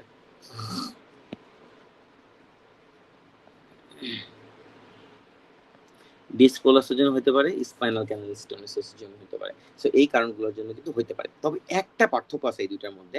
দেখেন, যখন আমরা আপ হিলে উঠি, যদি আপ হিলে উঠি মানে উপরের দিকে খাড়া উঠলাম, মানে এরকম খাড়া জায়গায় উঠলাম, ঠিক আছে, আমি এখানে উঠতেছি, তখন আমাকে একটু কুজা হয়ে সামনের দিকে একটা ভার দিয়ে উঠতে হয়। যখন এই কুজা হই তখন এই যে ভার্টিব্রার মধ্যে স্পেসটা বেড়ে যায়, ঠিক আছে, যখন বেড়ে যায় তখন কিন্তু ওই কম্প্রেশনটা কমে যায়। সো আপ হিলে উঠলে pain is relieved, pain reduced. কিন্তু এইটার ক্ষেত্রে উল্টা, আপ হিলে উঠলে কিন্তু আমাকে মাসেলের অ্যাকশন বেড়ে যায়। সো এখানে যদি আপ হিলে উঠি দেন পেন ইনক্রিজড। তাহলে ব্যাপারটা বোঝা গেল যে নিউরোজেনিক এবং ভাস্কুলার ক্লরিকেশনের মধ্যে পার্থক্য, এটা হচ্ছে পার্থক্য। এখন আমরা তো এই থ্রোম্বাস, এম্বোলাস এগুলো জানি, অ্যাথেরোস্ক্লেরোসিস জানি, স্পাজমও বুঝলাম, স্টিল সিনড্রোমটা কি এটা নিয়ে একটু আলোচনা করব আমরা। এখন মনে করেন আমি হচ্ছে হার্ট থেকে এই আর্চ অফ অ্যাওর্টা আঁকলাম, এখান থেকে মনে করেন যে এই যে ব্রাকিওসেফালিক চলে গেল, এখান থেকে রাইট সাবক্লাভিয়ান আর রাইট কমন ক্যারোটিড আসলো, এটা লেফট কমন ক্যারোটিড, আর এটা হচ্ছে ভার্টিব্রাল আর্টারি, এবং এটা হচ্ছে লেফট সাবক্লাভিয়ান, ঠিক আছে, এটা হচ্ছে তাহলে লেফট কমন ক্যারোটিড, এটা হচ্ছে লেফট সাবক্লাভিয়ান, এটা হচ্ছে ব্রাকিওসেফালিক ট্রাঙ্ক, এটা হচ্ছে রাইট কমন ক্যারোটিড, এটা হচ্ছে রাইট সাবক্লাভিয়ান। এটা তো কাহিনী না, এটা হচ্ছে ভার্টিব্রাল আর্টারি। মনে করেন এইবার ওই ভার্টিব্রাল আর্টারি শুরু হওয়ার আগে সাবক্লাভিয়ান আর্টারির এখানে একটা একটা স্টেনোসিস আছে, এই জায়গায় একটা অ্যাথেরোস্ক্লেরোসিস হোক আর যাই হোক একটা স্টেনোসিস আছে, ঠিক আছে, মাথায় রাখেন। তাহলে সাবক্লেভিয়ান আর্টারি এখানে একটা স্টেনোসিস আছে। এখন নর্মাল সময় যখন ডিমান্ড নাই তখন সুন্দর হার্ট, এখানে তো হার্ট থেকে সুন্দর ব্লাড চলে যাচ্ছে, সুন্দর ব্লাড চলে যাচ্ছে, মোটামুটি এইটাকে চিপায়াও এদিক দিয়ে ব্লাড চলে যাচ্ছে, এদিক দিয়ে ব্লাড চলে যাচ্ছে। নর্মাল সময় আমার কোনো প্রবলেম হচ্ছে না, ঠিক আছে, নর্মাল সময় আমার এই স্টেনোসিসের জন্য কোনো প্রবলেম হচ্ছে না। কিন্তু মনে করেন আমি বাম হাত দিয়ে কোনো স্ট্রেনাস অ্যাক্টিভিটি করতেছি, মনে করেন আমি একটা টেনিস প্লেয়ার, আমি র্যাকেট খেলতেছি এই সময়, ঠিক আছে, বা আমি খুব জোরে জোরে বাম হাত দিয়ে পুশ আপ দিচ্ছি বা হোয়াটএভার আমার বাম হাত দিয়ে আমি কাজ করছি, ঠিক আছে। এখন এখানে ডিমান্ডটা বেড়ে গেল, এখানে ইনক্রিজ ডিমান্ড হলো। এখন যখন এখানে ডিমান্ডটা বেড়ে গেল তখন এখানে তো আর ব্লাড সাপ্লাই দিতে পারছে না ঠিক মতো, কারণ এখানে তো একটা স্টেনোসিস আছে। তখন কি হবে জানেন, এই ভার্টিব্রাল আর্টারির ব্লাডগুলা উল্টা একটা নেগেটিভ পুলিং হবে, পুলিং হয়ে নিচ দিয়ে এসে এই হাতে তখন সরবরাহ করবে। তাহলে এই ভার্টিব্রাল আর্টারিতে ব্লাড সাপ্লাই কমে গেল না, নাকি না? কমে গেল তো, মারুফ আপু কি বলেন? কমে গেছে তো না? তাহলে এইটা যদি কমে যায় তখন আলটিমেটলি ও কোথায় সাপ্লাই দেয়? দুইটা ভার্টিব্রাল আর্টারি মিলে বেসিলার আর্টারি ব্রেইনে সাপ্লাই দেয়, ব্রেইনের সাপ্লাই কমে গেল, ব্রেইনের সাপ্লাই কমে গেল, কারণ কি আমার এই সাবক্লেভিয়ান আর্টারিটা আমার ভার্টিব্রাল আর্টারির ব্লাডটাকে চুরি করে নিয়ে গেছে। It is called subclavian steal syndrome, ঠিক আছে। তার মানে এখানে কি হবে, যদি স্ট্রেনাস অ্যাক্টিভিটি করি, স্ট্রেনাস অ্যাক্টিভিটি করলে হঠাৎ করে লস অফ কনসিয়াসনেস হবে, ও অজ্ঞান হয়ে পড়েই যাবে, কারণ এখানে ব্লাড কমে গেল, হঠাৎ করে অজ্ঞান হয়ে পড়ে গেল। এইটা হচ্ছে কাহিনী স্টিল সিনড্রোম।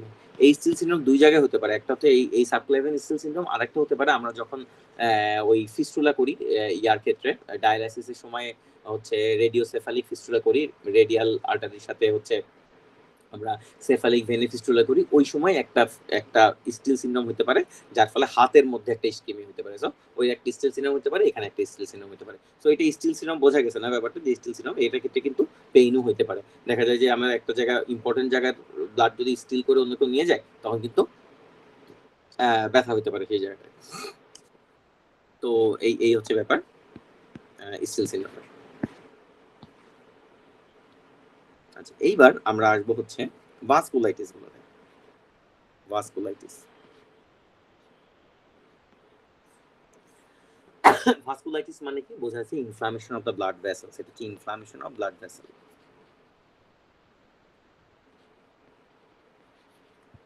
ব্লাড ভেসেলে ইনফ্লামেশন, এটার মধ্যে অনেকগুলো টাইপ আছে, তার মধ্যে আমরা কিছু কিছু আলোচনা করব। প্রথমটা হচ্ছে তাকায়াসো আর্টারাইটিস। এটা নিয়ে কিন্তু প্রশ্ন আসে, ঠিক আছে, নামটা বিদঘুটে ইয়া হলেও এটা কিন্তু প্রশ্ন আসবে। তাকায়াসো আর্টারাইটিস, এর কি নাম? তাকায়াসো আর্টারাইটিস।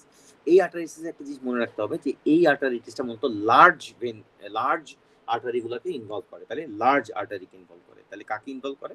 Large artery. লার্জ আর্টারির মধ্যে কারা? Left subclavian, aorta, carotid artery, ঠিক আছে। লেফট সাবক্লেভিয়ান, অ্যাওর্টা, ক্যারোটিড বড় বড় আর্টারি গুলোকে ইনভলভ করে তাকায়াসো আর্টারিটিস।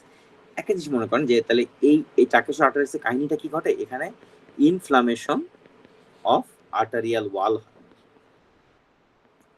একটা জিনিস মনে করেন যে আর্টারিয়াল ওয়াল যখন ইনফ্লামেশন হয়, ইনফ্লামেশন হলে সোয়েলিং হয় না? তাহলে আর্টারিয়াল ওয়ালে কি সোয়েলিং হয়ে যাবে। তাহলে একটা আর্টারিয়াল ওয়াল যদি সোয়েলিং হয়ে মোটা হয়ে যায় তখন কি আমরা পালসটা ফিল করতে পারবো নাকি পারবো না বলেন তো?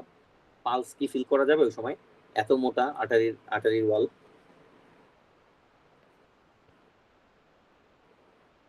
করা যাবে না, ঠিক আছে। So there will be no pulse, আমরা কোনো পালস ফিল করতে পারবো না। আসলে ব্লাড সাপ্লাই আছে বাট পালস নাই, ঠিক আছে। এবং এখানে কিন্তু ক্লডিকেশন থাকবে, মানে ওই অর্গানে ব্যথা থাকবে।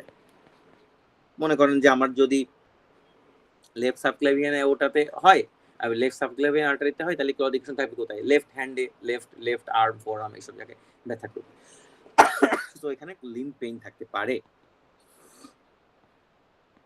এইটা সাধারণত ফিমেলদের বেশি হয়, মোর ইন ফিমেল। এটা যেহেতু একটা আর্টারাইটিস, একটা ইনফ্লামেশন, সো এখানে কিন্তু ইএসআর বাড়ে। সো ইএসআর বাড়বে এখানে, ইএসআর বাড়বে, ঠিক আছে। আর আরেকটা ব্যাপার সেটা হচ্ছে আরেকটা জিনিস পাওয়া যায়, সেটা যদি আমরা ব্লাড প্রেশার মাপি, ব্লাড প্রেশার মারলে দুই হাতে দুই রকমের ব্লাড প্রেশার আসবে। মানে সাধারণত লেফট সাবক্লাভিয়ানে যদি হয় তাহলে বাম হাতের প্রেশারটা কম আসবে, ডাইন হাতের প্রেশারটা বেশি আসবে। So difference in two limb, তাহলে বিপিতে ডিফারেন্স পাওয়া যাবে। ঠিক আছে, ডিফারেন্স ইন টু লিম্ব, তাহলে এটা কিন্তু বিপি গুলাতে ডিফারেন্স পাওয়া যাবে। এক লিম্বে থেকে আরেক লিম্বে ব্লাড প্রেশারে আমরা ডিফারেন্স পাবো। আর এটার জন্য ডায়াগনোসিসের জন্য কি কি ইনভেস্টিগেশন করতে হবে? ইনভেস্টিগেশনের মধ্যে করতে পারি আমরা city angiogram, which is gold standard, অথবা আমরা ডপলার করতে পারি, ডপলার আল্ট্রাসোনোগ্রাম। তাহলে সিটি এনজিওগ্রাম অথবা ডপলার আল্ট্রাসোনোগ্রাম এটা আমরা করতে পারি। ঠিক আছে, তাহলে এটা গেল ব্যাপার তাকে আসলে সরকার দিতেছে। আসলে আলটিমেটলি এটা যেহেতু একটা ইনফ্লামেটরি ডিজিজ, এটা আসলে অ্যান্টি ইনফ্লামেটরি ড্রাগ ট্রাগ এগুলো দিয়ে আস্তে আস্তে কমাইতে হবে এটাকে, কোনো সার্জিক্যাল কোনো ট্রিটমেন্ট নাই এখানে। এবার পরেরটা হচ্ছে বার্জার্স ডিজিজ। এই জিনিসটা আমরা সবাই এমবিবিএস লেভেলে মোটামুটি আমাদের কেস আসতো, তাই না? এই জন্য এটা আমরা কিছু হলেও জানি। বার্জার্স ডিজিজ, বার্জার্স ডিজিজের আরেকটা নাম সেটা হচ্ছে থ্রোম্বো অ্যানজাইটিস অবলিটারেন্স, তাই না? থ্রোম্বো অ্যানজাইটিস অবলিটারেন্স। তার মানে হচ্ছে এখানে একটা থ্রোম্বাস তৈরি হতে পারে, এখানে ব্লাড ভেসেলের ইনফ্লামেশন হতে পারে, এবং এখানে ব্লাড ভেসেলের ফ্লোটা বন্ধ হয়ে যাচ্ছে। থ্রোম্বো অ্যানজাইটিস অবলিটারেন্স, তিনটা জিনিস, মানে ব্লাড ভেসেল বন্ধ হয়ে যাচ্ছে, আবার মানে অবলিটারেটেড হয়ে যাচ্ছে, একই সাথে দেখা যাচ্ছে যে ওখানে ইনফ্লামেশন হচ্ছে এবং থ্রোম্বাস ফর্মেশন হচ্ছে। এসব সব কাহিনী। তো এইটা কোথায় আক্রান্ত হয় আমরা পড়েছিলাম, তাকায়াসো হচ্ছে লার্জ আর্টারি, তাই এটা হচ্ছে মিডিয়াম সাইজ আর্টারিতে, মিডিয়াম সাইজ আর্টারি। ওকে, আর এখানে একটা কাহিনী, সেটা হচ্ছে ডিস্টাল পালস পাওয়া যাবে না। আগে তাকায়াসোতে কোনো পালসই পাইনি। মনে করেন যে সাবক্লাভিয়ান হলে সাবক্লাভিয়ান থেকে শুরু করে femoral, brachial, brachial, axillary, radial, ulnar কোনো পালস পাবো না। কিন্তু এইটা হচ্ছে ডিস্টাল পালসটা পাবো না শুধুমাত্র। ওকে, তার মানে মনে করেন যে কারুর যদি পপলিটিয়াল আর্টারি বা ইভেন মনে করেন পপলিটিয়াল আর্টারিতেই থ্রোম্বোঅ্যানজাইটিস অবলিটারেন্স হয়েছে, আমরা কিন্তু পপলিটিয়াল পালসটা ঠিকই পাবো, কিন্তু আমরা তারপরে যে আর্টারিয়া ডরসালিস পেডিস অথবা অ্যান্টেরিয়র টিবিয়াল, পোস্টেরিয়র টিবিয়াল এই পালসগুলো পাবো না। এটা হচ্ছে কাহিনী, ডিস্টাল পালস ইজ অ্যাবসেন্ট। এবং এইটা কিন্তু সাধারণত ইয়াং মেলদের হয়, ইয়াং মেল এবং স্মোকারদের হয়। তাহলে এটা ব্যাপারটা আমরা জানি যে থ্রোম্বোঅ্যানজাইটিস অবলিটারেন্স এটা মিডিয়াম সাইজ আর্টারিকে আক্রান্ত করে, এবং এটাতে কিন্তু ক্লডিকেশন থাকে, ডিস্টাল পালসগুলো অ্যাবসেন্ট থাকে, ইয়াং মেল এবং স্মোকারদের ক্ষেত্রে এটা বেশি হয়। তাহলে এটা হচ্ছে আমাদের বার্জার্স ডিজিজের কাহিনী। আরেকটা আসতেছে, সেটা হচ্ছে জায়ান্ট সেল আর্টারাইটিস। তাহলে আগেরটা পেয়েছিলাম তাকায়াসো, ওটা হচ্ছে লার্জ ভেসেলস কে ধরে। আর জায়ান্ট সেল কোথায় থাকে বলেন তো? জায়ান্ট সেল কি? আমরা কিন্তু আগের দিন পড়ছি, ক্রনিক ইনফ্লামেশনের সময় পড়ছি, তাই না? জায়ান্ট সেলগুলো হচ্ছে যে আমরা গ্রানুলোমা তৈরি হয়, গ্রানুলোমার মধ্যে জায়ান্ট সেল থাকে। এগুলো আসলে এক ধরনের ম্যাক্রোফেজ, তাই না? এক ধরনের ম্যাক্রোফেজ। তাহলে বোঝা যাচ্ছে জায়ান্ট সেল একটা গ্রানুলোমেটাস ডিজিজ একটা। So it is a chronic granulomatous disease or chronic granulomatous inflammation of the artery. এটা একটা ক্রনিক গ্রানুলোমেটাস ইনফ্লামেশন।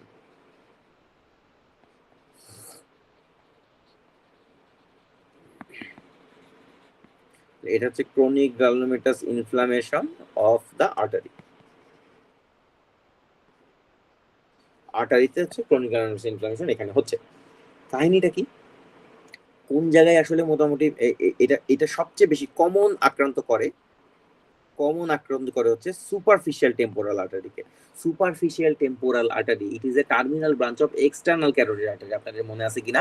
এক্সটার্নাল ক্যারোটিডের একটা টার্মিনাল ব্রাঞ্চ যেটা আমাদের টেম্পোরাল বোনের সামনে দিয়ে যায়, তাই না? টেম্পোরাল বোনের সামনে দিয়ে যায়। তাহলে অনেক সময় টেম্পোরাল হেডেক হয়, কিন্তু দেখবেন যে ওই যে মাথা ব্যথা হয় এক সাইডে, ডান সাইডে, ওই টেম্পোরাল রিজনের উপর হাত রাখলে ভালো লাগে, ওই জায়গায় দপ দপ করে, তাই না? তো সো এই একটা ব্যাপার যে এই জায়ান্ট সেল আর্টারিটিসে অ্যাকচুয়ালি টেম্পোরাল হেডেক হয়। কি হয় এখানে? নিউ অনসেট হেডেক হয়। কি পাওয়া যায়? New onset headache, new onset headache. Okay, new onset headache হয় মূলত ল্যাটারাল হেডেক, ল্যাটারাল। এবং এটাও কিন্তু ফিমেলদের বেশি হয়। তাহলে female is more than male. এবং এটার ক্ষেত্রে আমরা কি করতে পারি? We have to take biopsy because giant cell arteritis, giant cell ব্যাপারটার মধ্যে কিন্তু বায়োপসি নিহিত। কারণ বায়োপসি না করলে আপনি কিন্তু জায়ান্ট সেল আছে কিনা বোঝার কোনো সুযোগ নাই, তাই না? একটা গ্রানুলোমাটাস ডিজিজ বের করতে গেলে আমাকে অবশ্যই এখানে বায়োপসি করতে হবে। তাহলে এখানে biopsy from superficial temporal artery is required. Biopsy from superficial temporal artery করতে হবে। আবার যদি সুপারফিশিয়াল টেম্পোরাল আর্টারি থেকে বায়োপসি করি তাহলে কিছু কমপ্লিকেশন হতে পারে। কি কি কমপ্লিকেশন হয় চিন্তা করেন। এখানে আসলে ফেশিয়াল নার্ভ পালসি হতে পারে, ফেশিয়াল নার্ভ পালসি হতে পারে, এখানে অরিকুলো টেম্পোরাল নার্ভ পালসি হতে পারে। ফেশিয়াল নার্ভ পালসি হতে পারে অথবা অরিকুলো টেম্পোরাল নার্ভ পালসি হতে পারে। তাহলে বোঝা গেল জায়ান্ট সেল আর্টারাইটিস এইটা সাধারণত সুপারফিশিয়াল টেম্পোরাল আর্টারিকে ইনভলভ করে। নিউ অনসেট সিভিয়ার হেডেক হয়, সাধারণত ফিমেলদের ক্ষেত্রে বেশি হয় মেলের থেকে, এবং এটা যদি হয় তাহলে আমাদেরকে অবশ্যই সুপারফিশিয়াল টেম্পোরাল আর্টারি থেকে বায়োপসি নিতে হবে। এটা হচ্ছে টোটাল কাহিনী। আরেকটা ডিজিজ আছে, সেই ডিজিজটা হচ্ছে পলিআর্টারাইটিস নোডোসা। Polyarteritis nodosa. আচ্ছা, এই জিনিস একটু মনে রাখবেন যে পলি দিয়ে আর কি নামটা, সেটা হচ্ছে পলিসিস্টিক কিডনি নামে একটা ডিজিজ ছিল না, পলিসিস্টিক লিভার ডিজিজ ছিল। একটা জিনিস চিন্তা করেন যে পলিসিস্টিক কিডনি বা পলি দিয়ে শুরু, পলিসিস্টিক কিডনি ডিজিজে কি কি ছিল? একটা ছিল হচ্ছে লিভারে সিস্ট ছিল, কিডনি সিস্ট ছিল এবং বেরি অ্যানিউরিজম ছিল, তাই তো? এটা হচ্ছে পলিসিস্টিক কিডনি ডিজিজের কাহিনী। পলিআর্টারাইটিস নোডোসা এখানেও ওই তিনটা অর্গানেই সমস্যা হয়, লিভার, কিডনি এবং ব্রেন। লিভার কি হয় দেখেন, হেপাটাইটিস বি থাকতে পারে। সাধারণত যাদের হেপাটাইটিস বি থাকে তাদের পলিআর্টারাইটিস নোডোসা হইতে পারে। তাদের রেনাল ডিজিজ থাকতে পারে, রেনাল ডিজিজ থাকতে পারে, যেমন সিকেডি। ঠিক আছে, এটা মনে করেন যে ওই যেহেতু বলছিলাম কিডনি সিস্ট না, এখানে সিকেডি থাকতেছে এবং অ্যানিউরিজম থাকে। ওকে, তাহলে হেপাটাইটিস থাকতে পারে, অ্যানিউরিজম থাকতে পারে, সিকেডি থাকতে পারে। এটার সাথে ওটাই মিলায়া একটু মনে রাখেন এটা হইতে পারে। এবং পলিআর্টারিস নোডোসাতে যে ধরনের ভাস্কুলাইটিস হয় সেই ভাস্কুলাইটিসের নাম হচ্ছে নেক্রোটাইজিং ভাস্কুলাইটিস। তাহলে এই কথাগুলোই আসলে দরকার। ঠিক আছে, নেক্রোটাইজিং ভাস্কুলাইটিস। তাহলে কি ধরনের ভাস্কুলাইটিস হয়? নেক্রোসিস টাইপের, নেক্রোটাইজিং ভাস্কুলাইটিস। তাহলে পলিআর্টারাইটিস নোডোসাতে এক ধরনের নেক্রোটাইজিং ভাস্কুলাইটিস হয়। সো আমরা এটা ক্লিয়ার হই যে এখানে নেক্রোটাইজিং ভাস্কুলাইটিস হয়। আরেকটা ভাস্কুলাইটিস আছে, সেটা হচ্ছে ওয়েগনারস গ্রানুলোমেটোসিস। দেখেন, ওয়েগনারস গ্রানুলোমেটোসিস।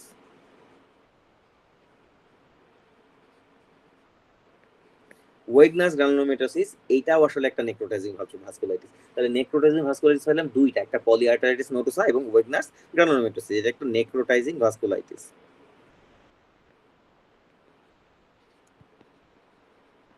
ওকে, ইট ইজ এ নেক্রোটাইজিং ভাস্কুলাইটিস। এবং এইটা সাধারণত কোথায় আক্রান্ত করে? এটা মূলত হচ্ছে স্মল অ্যান্ড মিডিয়াম সাইজ ভেসেলে যায়। তাহলে small and medium vessel,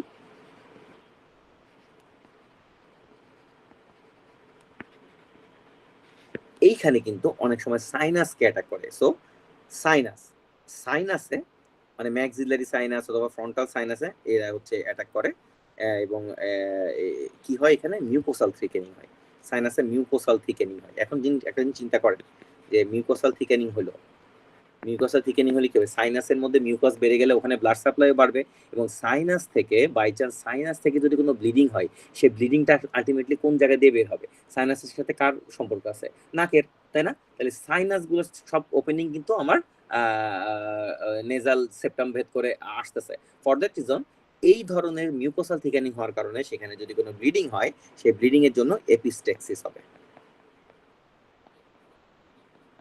okay, so ওয়েগনাস গ্রানুলোমেটোসিস এটা একটা নেক্রোটাইজিং ভাস্কুলাইটিস। এখানে কিন্তু সাইনাসকে ইনভলভ করে, যার জন্য এপিস্টেক্সিস হতে পারে। আর তা না হলে সাধারণত স্মল এবং মিডিয়াম সাইজ ভেসেলকে ও হচ্ছে অ্যাটাক করে। এটা হচ্ছে গেল আমার ব্যাপার স্যাপার। এইবার কিছু কিছু জিনিস আছে, আসলে ক্লাসটার পড়ার ম্যাটেরিয়াল অনেক বেশি আছে ক্লাসের, কিন্তু সব বলতে গেলে 3-4 দিন লেগে যাবে। আমরা হচ্ছে ভাস্কুলাইটিস গুলো দেখেন, ভাস্কুলাইটিসে যে বড় গুলাতে টাকায়াস হচ্ছে, বার্জাস হচ্ছে, জায়ান্ট সেল আর্টারাইটিস, এই নামগুলো সব দেয়া আছে এখানে, এগুলো আপনারা দেখে নেবেন। বার্জার ডিজিজে কি হয়, জায়ান্ট সেল আর্টারাইটিসে কি হচ্ছে, এই যে temporal arteritis is the most common, superficial temporal artery এখানে আক্রান্ত হয়।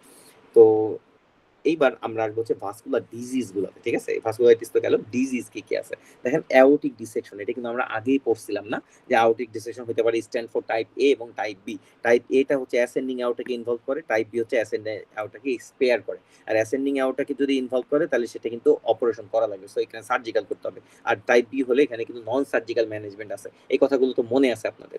এবং ডিসেকশনে ওয়াইডেনিং অফ দ্য চেস্ট হবে, প্লাস অনেক সময় কিন্তু মানে চেস্ট পেইন হয়, হার্ট অ্যাটাকের মতো ইনভলভমেন্ট হয়। সাধারণত এটা কাদের কোথায় কোথায় হয় ডিসেকশন, কিন্তু যেমন হচ্ছে মারফানে ছিল, তাই না?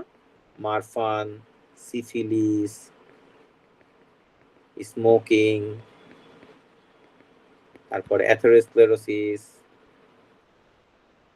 তাই তো? তারপর প্রেগন্যান্সি, এগুলোতে একটা জিনিস মনে রাখবেন, অ্যাওর্টিক ডিসেকশনে সমস্যাটা কি হয় মনে আছে আপনাদের, যে আমি বলছিলাম যে 3টা লেয়ার, এই ভিতর থেকে ব্লাড গুলো বের হয়ে মিডিয়া এবং ইন্টিমার মধ্যে ব্লাড চলে যায়। তারপরেও অ্যাওর্টিক ডিসেকশনটা দেখে মনে হতে পারে যে আসলে টিউনিকা ইন্টিমাতে সমস্যার জন্য, কিন্তু না, দুইটার ক্ষেত্রেই টিউনিকা মিডিয়ার সমস্যার জন্য হয়, ঠিক আছে? তাহলে অ্যাওর্টিক ডিসেকশন হয় কেন? Due to weakness in tunica media. এটা কিন্তু ইম্পর্টেন্ট, এবার প্রশ্ন আসে, এগুলো সবাই ভুল করে, কারণ এখানে ইন্টিমা দিয়ে দেয়, বাট ইন্টিমা না, আমরা অনেক আলোচনা করে দেখছি এটা মিডিয়াই হবে। সো অ্যাওর্টিক ডিসেকশন হয় due to weakness in tunica media. Okay, tunica media. Cervical rib, এই জিনিসটা আমরা জানি যে একটা সেভেন সার্ভাইকাল ভার্টিব্রাতে একটা রিব থাকে অনেক সময়, যার ফলে অ্যাডসন নামে একটা টেস্ট পজিটিভ হয়, তাই না? অ্যাডসন টেস্ট পজিটিভ হয়। অ্যাডসন টেস্ট মানে হচ্ছে ওই যে হাতটাকে যদি অ্যাবডাক্ট করি ওই সাইডে হচ্ছে পালস কমে যায়, তো এটা হচ্ছে অ্যাডসন টেস্ট পজিটিভ হয় সার্ভাইকাল রিবে। সার্ভাইকাল রিব হলে কি হয়, ওই দিকে সাবক্লেভিয়ান আর্টারির উপরে আসলে চাপ সৃষ্টি করে, যার ফলে ওই সাইডে বা যে সাইডে রিব থাকে সেই সাইডে কিন্তু হাতে ব্যথা করে, দুই সাইডে থাকলে দুই সাইডেই হাতে ব্যথা করে অনেক সময়। সাবক্লেভিয়ান স্টিল সিনড্রোম আমরা পড়েছি, তাকে আসলে আর্টারিটিস দেখছি, প্যাটেন্ট একটা আর্টারিওসাস নামে একটা সিচুয়েশন থাকে, এইটা হচ্ছে আসলে অ্যাওর্টার সাথে পালমোনারি আর্টারির একটা কানেকশন থাকে, তাই তো? এটা হচ্ছে ডাক্টাস আর্টারিওসাস।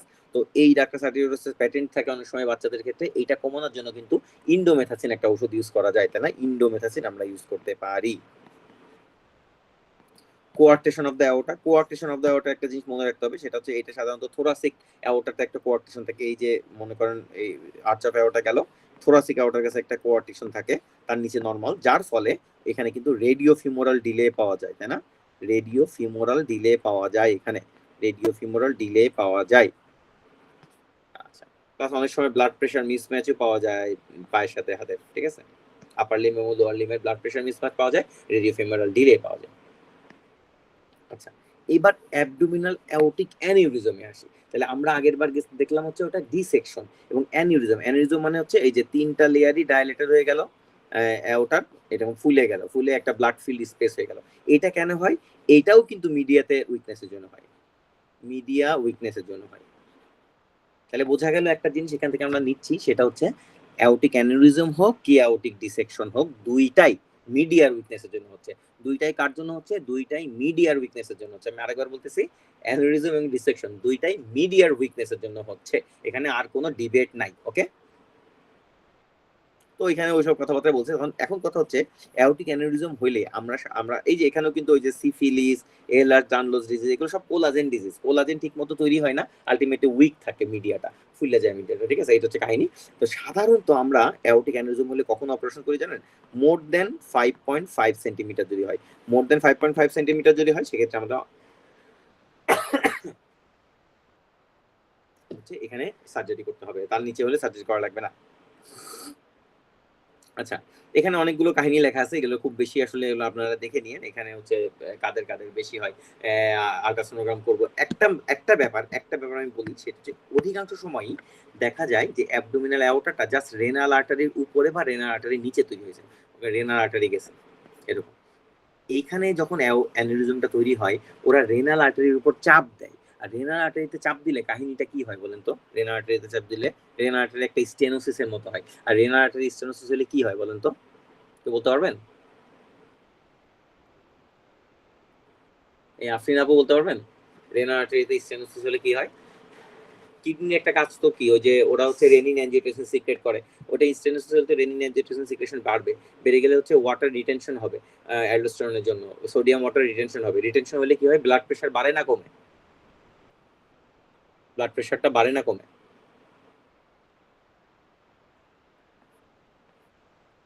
মারুফ আপু বলতে পারবেন? ব্লাড প্রেশার বাড়বে। বাড়বে, কারেক্ট, ব্লাড প্রেশার বাড়বে। তার মানে হচ্ছে যে যখনই আমার রেনাল আর্টারিতে এই অ্যানিউরিজমটা চাপ দিচ্ছে তখন কিন্তু ব্লাড প্রেশারটা বেড়ে যাবে, ওর একটা ইসেনশিয়াল হাইপারটেনশন হবে। সেই হাইপারটেনশনটা কিন্তু এই অ্যানিউরিজম ঠিক করার আগ পর্যন্ত ঠিক হবে না। ওকে, তাহলে বোঝা গেল যে কিছু কিছু ব্যাপার রেনাল আর্টারিতে একটু চাপ দেয়, তাহলে ঝামেলা ম্যানেজ করতে হবে আমাদেরকে। আচ্ছা, আসলে 5.5 না 5 সেন্টিমিটার, তাহলে বোঝা গেছে যে একটা অ্যানিউরিজম আমরা সিটি স্ক্যান করব, তাহলে অ্যানিউরিজম যদি হয় তাহলে এটা টেস্ট কি করতে হবে? টেস্ট করতে হবে সিটি অ্যানজিওগ্রাম, এটা হচ্ছে গোল্ড স্ট্যান্ডার্ড। সিটি অ্যানজিওগ্রাম করে আমরা যদি দেখি অ্যানিউরিজম মোর দ্যান 5 সেন্টিমিটার, তাহলে we have to go for surgery. আর যদি দেখি যে না লেস দ্যান 5 সেন্টিমিটার, তাহলে আমরা অবজার্ভ করব। আবার মনে করেন একটা অ্যানিউরিজম রাপচার হয়ে গেছে, অ্যানিউরিজমটা ফেটে গেছে, ঠিক আছে, অ্যানিউরিজমটা ফেটে গেছে, তো এই এই ফেটে গেলে তখন আমরা কি করব, এটা হচ্ছে। আচ্ছা, এখানে আবার 5.5 সেন্টিমিটার আছে, অ্যাকচুয়ালি মোর দ্যান 5 হলেই হবে, 5.5 লাগবে না। তারপর আমি এটাকে আপনাকে একটু ক্লিয়ার করে দিব, ঠিক আছে? ওকে, না না না, সরি, আমি ভুল করছিলাম, ওইখানে 5 ছিল, এটা 5.5 হবে, ঠিক আছে? তাহলে এটা আমি ক্লিয়ার করে দিচ্ছি, সেটা হচ্ছে অ্যানিউরিজম যদি মোর দ্যান 5.5 সেন্টিমিটার হয়, then you have to go for surgery. Aneurysm more than 5.5 centimetre হলে আমাদের সার্জারি করতে হবে, ঠিক আছে? আর হচ্ছে তাহলে তাহলে এখানে কি কি বলছে, কি কি জায়গায় আমরা অ্যানিউরিজমের সার্জারি করব? একটা হচ্ছে সিমটোমেটিক অ্যানিউরিজম, মনে করেন যে 5 এর নিচে 4 সেন্টিমিটার কিন্তু ওর হাইপার টেনশন আছে, ওর পেটে ব্যথা আছে, তাহলে কিন্তু আমাকে ওকে সার্জারি করে অ্যানিউরিজমটা ফেলে দিতে হবে। অথবা increasing size above 5.5 centimetre, 5.5 centimetre বেশি হয়ে গেল, অথবা রাপচার হয়েছে। রাপচার হলে অ্যানিউরিজম হতে পারে দুই ধরনের রাপচার হতে পারে। দেখেন এখানে একটা অ্যানিউরিজম হয়েছে, কারণ এর উপরে পেরিটোনিয়াম আছে না, কারণ অ্যাওটা তো একটা রেট্রোপেরিটোনিয়াল অর্গান, তাই তো? এর উপরে পেরিটোনিয়াম আছে। এখন মনে করেন এখানে একটা রাপচার হয়েছে, রাপচার হয়ে ব্লাড এই পেরিটোনিয়ামের পিছনে এসে জমা হয়েছে, জমা হয়ে একসময় নিজের ব্লাড নিজে আটকে গেছে ওই চাপে। এখন পেশেন্ট স্টেবল আছে, যদি পেশেন্ট স্টেবল থাকে রাপচারের পর, if patient stable after rupture, রাপচারের পর স্টেবল মানে প্রথমে একটু খারাপ হয়েছিল কিন্তু এখন প্রেশার টেশার ভালো আছে, তাহলে তাকে আমরা সিটি অ্যানজিওগ্রাম করব। অ্যানজিওগ্রাম করে দেখে নিব কতটুকু রাপচার হয়েছে, কি কাহিনী। কিন্তু যদি পেশেন্ট আনস্টেবল থাকে, যদি ইন্ট্রাপেরিটোনিয়াল রাপচার হয়, পেরিটোনিয়ামটা ফুটো হয়ে গেছে, রক্ত হরহর করে অ্যাবডোমিনাল ক্যাভিটির মধ্যে চলে আসতেছে, সো ইফ পেশেন্ট আনস্টেবল দেন সরাসরি অপারেশন, দেন সার্জিক্যাল সার্জারি, ঠিক আছে? যদি পেশেন্ট সব জায়গায় আমি সার্জারি করব, কিন্তু পেশেন্ট যদি স্টেবল থাকে তাহলে আগে সিটি অ্যানজিওগ্রাম করে নিব। আর পেশেন্ট যদি স্টেবল না থাকে সেক্ষেত্রে সিটি অ্যানজিওগ্রামও করবো না, সরাসরি সার্জারি করবো। এটা হচ্ছে কাহিনী। হ্যাঁ,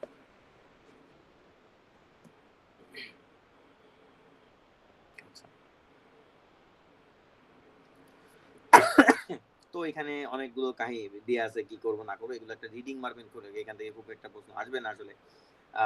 রাপচার হলে কি করব এই কথাটা আমি বলে দিলাম আপনাদেরকে, যে কখন ল্যাপারোটমি করব, কখন সিটি স্ক্যান করব। একটা উপায় আছে, সেটা হচ্ছে endovascular aortic aneurysm repair, just হচ্ছে কয়েকটা ইন্ডিকেশন একটু দেখে রাখবেন। আসলে এন্ডোভাস্কুলার অ্যাওর্টিক অ্যানিউরিজম রিপেয়ার এটাও হচ্ছে পেশেন্ট যদি স্টেবল না থাকে তাহলে করা যায় না, সো প্রসিডিউরটা আসলে করার দরকার নাই, আপনারা জাস্ট একটা এই জায়গাটা একটু করে নিয়ে আর কি। কোন কোন জায়গায় আমরা করতে পারি, এখানে 3টা জায়গা দেওয়া আছে, এইসব জায়গায় দিতে হবে।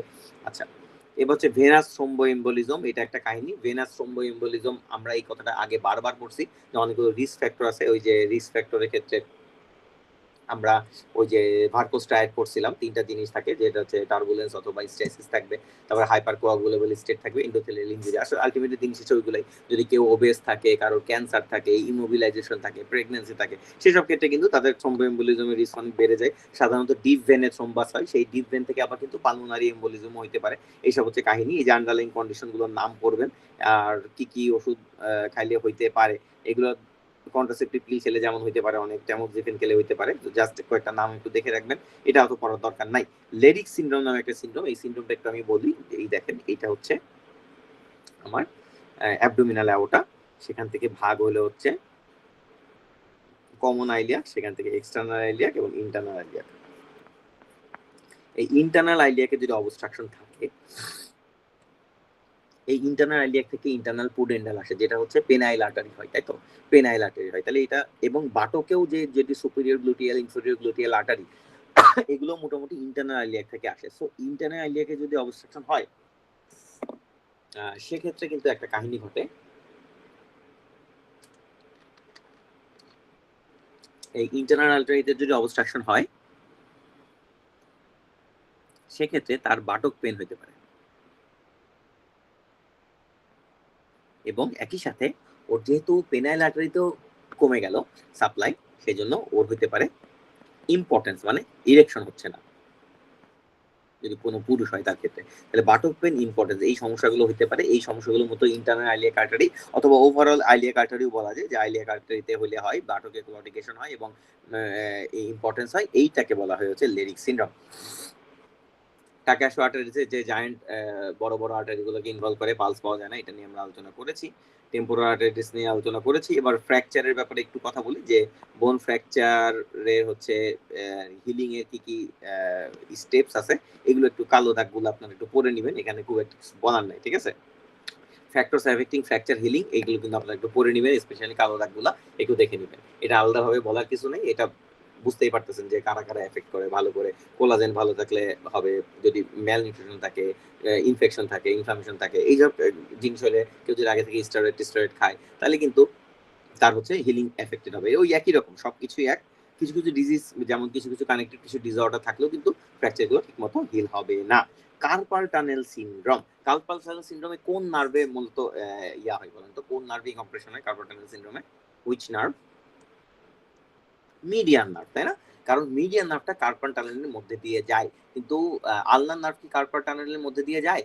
যে নো, এটা গায়োন্স ক্যানাল নামে একটা ক্যানাল আছে যেটা কার্পাল টানেলের বাইরে সেদিক দিয়ে যায়। কার্পাল টানেল সিনড্রোম কাদের বেশি হয়? যেমন প্রেগনেন্ট মহিলাদের হতে পারে, ডায়াবেটিস থাকলে হতে পারে, ওবেসিটি থাকলে হতে পারে, রিউমাটয়েড আর্থ্রাইটিস এগুলো থাকলে তাদের কিন্তু হইতে পারে, ঠিক আছে? কারণ ওদের অনেক সময় দেখা যায় রাতে শোয়ার সময় হাতে পানি জমে গেছে, টাইট হয়ে গেছে, কার্পাল টানেল সিনড্রোম হচ্ছে। কার্পাল টানেল মূলত মিডিয়ান নার্ভ কম্প্রেশন হলে হয়। তাহলে মিডিয়ান নার্ভ কোথায় কোথায় সাপ্লাই দেয় এগুলো তো আর বলে লাভ নাই। ওই ল্যাটারাল সাইডে 3.5 আঙ্গুলে সাপ্লাই দেয়, সেখানে টিংলিং নামনেস হবে, এবং এইটা কিন্তু অনেক সময় ওয়েস্টিং হইতে পারে, ঠিক আছে? এবং এটার জন্য কিন্তু ওই যে ইয়া করতে হয়, রেটিনাকুলামটা, যে ফ্লেক্সর রেটিনাকুলামটা ওটা কেটে দিতে হয়, তাই না? এটা হচ্ছে এটার অপারেশন।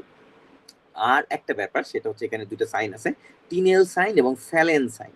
এই দুইটা সাইন দেখে কার্পাল টানেল হয়েছে কিনা বোঝা যায়। দেখেন, সেটা হচ্ছে এই যে মনে করেন হাতের এখানে কার্পাল, তো আমি এখানে যে মোটামুটি মিডিয়ান নার্ভ যেখানে যাই সেখানে ট্যাপ করব, বারবার ট্যাপ করতে হবে, এখানে ট্যাপ করব, বারবার ট্যাপ করলে টিংনিল নামনে সেন্সেশনটা বেড়ে যায়। তো এইটা হচ্ছে টিনেল সাইন। আর ফ্যালেন সাইন্স হচ্ছে আমি দুইটা হাত মনে করেন, এইটা একটা হাত, এইটা একটা, দুই হাত এরকম নিচের দিকে নিচে দিয়ে করে রাখতে বলবো, দুই হাত মিশাই ফেলতে বলবো, মিশাই ফেলে 90 ডিগ্রিতে আমার রিস্ট জয়েন্টটা থাকবে, 90 ডিগ্রিতে নিচের দিকে থাকবে হাতটা।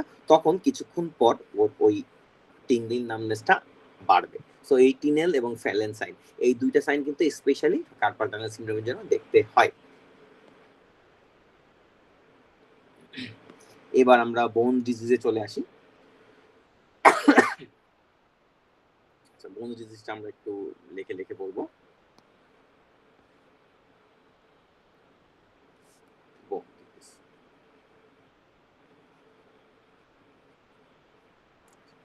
প্রথমে খুব বেশি ডিজিজ আমাদের লাগবে না, যেগুলো যেগুলো লাগবে সেগুলো নিয়ে আলোচনা করবো। প্রথমে আমরা প্যাজেস ডিজিজ অফ দ্য বোনের নিয়ে একটু আলোচনা করি। প্যাজেস ডিজিজ অফ বোন।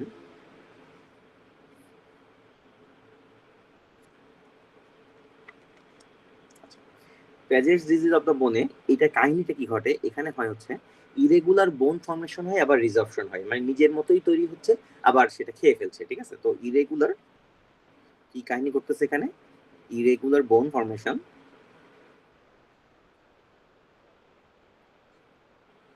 অ্যান্ড রিজর্পশন,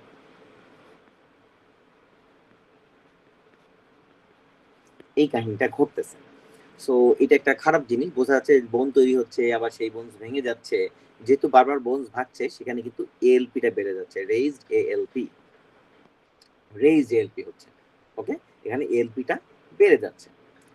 তারপরে এইখানে কিন্তু ক্যান্সার হইতে পারে সামনে। সো এখানে একটা সার্কোমেটাস চেঞ্জ হইতে পারে, মাথায় রাখতে হবে। তাহলে এখানে একটা সার্কোমেটাস চেঞ্জও হইতে পারে, যেহেতু ইরেগুলার বোন ফর্মেশন হচ্ছে কোথাও, তাই সেখানে ক্যান্সারাস ট্রান্সফরমেশন হইতেই পারে, এটা আমরা মনে রাখতেই পারি, তাই না?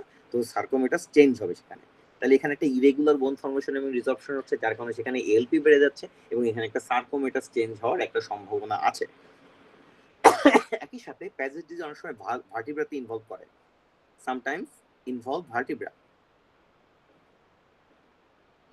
সাধারণত এক্সিয়াল সিস্টেমকে বেশি ইনভলভ করে, ভার্টিব্রাতে করে, মানে কোথায় কোথায় হয়, ভার্টিব্রাতে হয়, স্কালে হতে পারে, পেলভিসে হতে পারে, ফিমারে হতে পারে। Okay, vertebra, skull, pelvis, femur. Sorry, আচ্ছা, যদি ভার্টিব্রাতে হয় তাহলে কিন্তু ওই যে স্পাইনাল ক্যানাল কম্প্রেশন হবে, স্পাইনাল কর্ড কম্প্রেশন হবে। ওকে, তাহলে ভার্টিব্রাতে হলে স্পাইনাল কর্ড কম্প্রেশন হবে, তাহলে এটা মাথায় রাখবেন। স্পাইনাল কর্ড যখন কম্প্রেশন হবে তাহলে কি, তখন সে কিন্তু মে প্রেজেন্ট উইথ ক্লডিকেশন। ওকে, মানে স্পাইনাল কর্ড কম্প্রেশন হবে, যার জন্য সে কিন্তু ক্লডিকেশন নিয়ে আমাদের কাছে আসতে পারে। তাহলে কিছু কিছু জিনিস আমরা পেলাম যে প্যাজেজ ডিজিজ অফ দ্য বোন, এটা একটা ইরেগুলার বোন ফর্মেশন হচ্ছে, যার ফলে সেখানে ক্যান্সার তৈরি হতে পারে, তাছাড়া এখানে এলপিটাও বেড়ে যায়, তাই তো? এখানে একটা সার্কোমেটাস চেঞ্জ হতে পারে, আর এখানে হচ্ছে সাধারণত এক্সিয়াল সিস্টেম যেমন ভার্টিব্রা, স্কাল, পেলভিস, সেই সাথে ফিমার একটা নন এক্সিয়াল সিস্টেম, ফিমারেও হইতে পারে, এবং এখানে কিন্তু স্পাইনাল কর্ড কম্প্রেশন হইতে পারে যদি ভার্টিব্রাতে ইনভলভ করে, যার জন্য ক্লডিকেশন নিয়ে রোগীটা আমার কাছে আসতে পারে। ওকে, আরো একটা ব্যাপার, যেহেতু এখানে নিউ বোন ফর্মেশন হয়, আমরা বলছি ইরেগুলার বোন ফর্মেশন, তাই না? নিউ বোন ফর্মেশন হচ্ছে, সেই নিউ বোনকে ব্লাড সাপ্লাই দিতে হবে, তাই না? সেই নিউ বোনকে ব্লাড সাপ্লাই দিতে হবে। সো নিউ বোনকে ব্লাড দিতে যায়া বেশি একটা হাইপার ডাইনামিক সার্কুলেশন লাগতেছে, যার জন্য অনেক সময় কার্ডিয়াক ফেলিওর হতে পারে। তাহলে নিউ বোনসকে এভাবে মনে রাখতে হবে আর কি, ব্লাড সাপ্লাই দিতে যেয়ে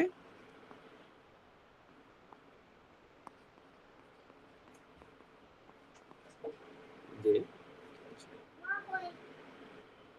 একটু জাস্ট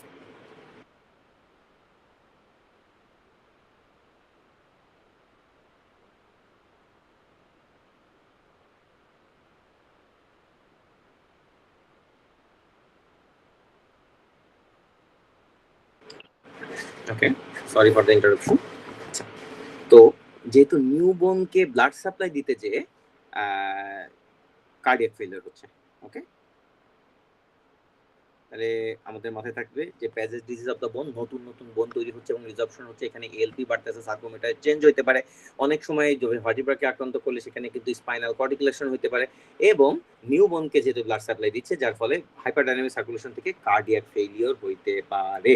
এবং যদি অনেক সময় আমরা এক্সরে করি, এক্সরেতে স্কালে স্কালে রেডিওলুসেন্ট এরিয়া পাওয়া যায়, রেডিওলুসেন্ট এরিয়া পাওয়া যায়। এইটার নাম হচ্ছে অস্টিওপোরোসিস সারকামস্ক্রিপ্টা, ঠিক আছে? সারকামস্ক্রিপ্টা, এই জিনিসটা যদিও নাম অস্টিওপোরোসিস সারকামস্ক্রিপ্টা, বাট এইটা আসলে পাওয়া যায় প্যাজেজ ডিজিজে, অস্টিওপোরোসিসে না, ঠিক আছে? সো স্কালে রেডিওলুসেন্ট এরিয়া পাওয়া যেতে পারে, যেটার নাম অস্টিওপোরোসিস সারকামস্ক্রিপ্টা। ওকে, তাহলে প্যাজেজ ডিজিজ তো মোটামুটি পাওয়া যাবে। প্যাজেজ ডিজিজ কি এলপি বাড়ে নাকি কমে? এলপি ইন প্যাজেজ ডিজিজ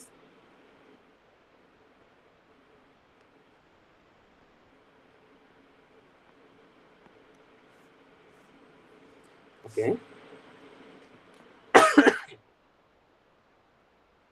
এখন আমরা আসবো হচ্ছে অস্টিওপোরোসিস কাকে বলে। তো অস্টিওপোরোসিস এটা আসলে এখানে হচ্ছে আসলে মেইনলি আমার যেই বোন সেলস গুলো ভেঙে যায়, তাই না? এখানে একটা ইট ইজ অস্টিওক্লাস্টিক, এখানে হচ্ছে অস্টিওক্লাস্ট বেশি তৈরি হয়ে আছে, অস্টিওক্লাস্টিক বোন ভেঙে যাচ্ছে, ঠিক আছে? আচ্ছা, কাহিনী কি? It is physiological.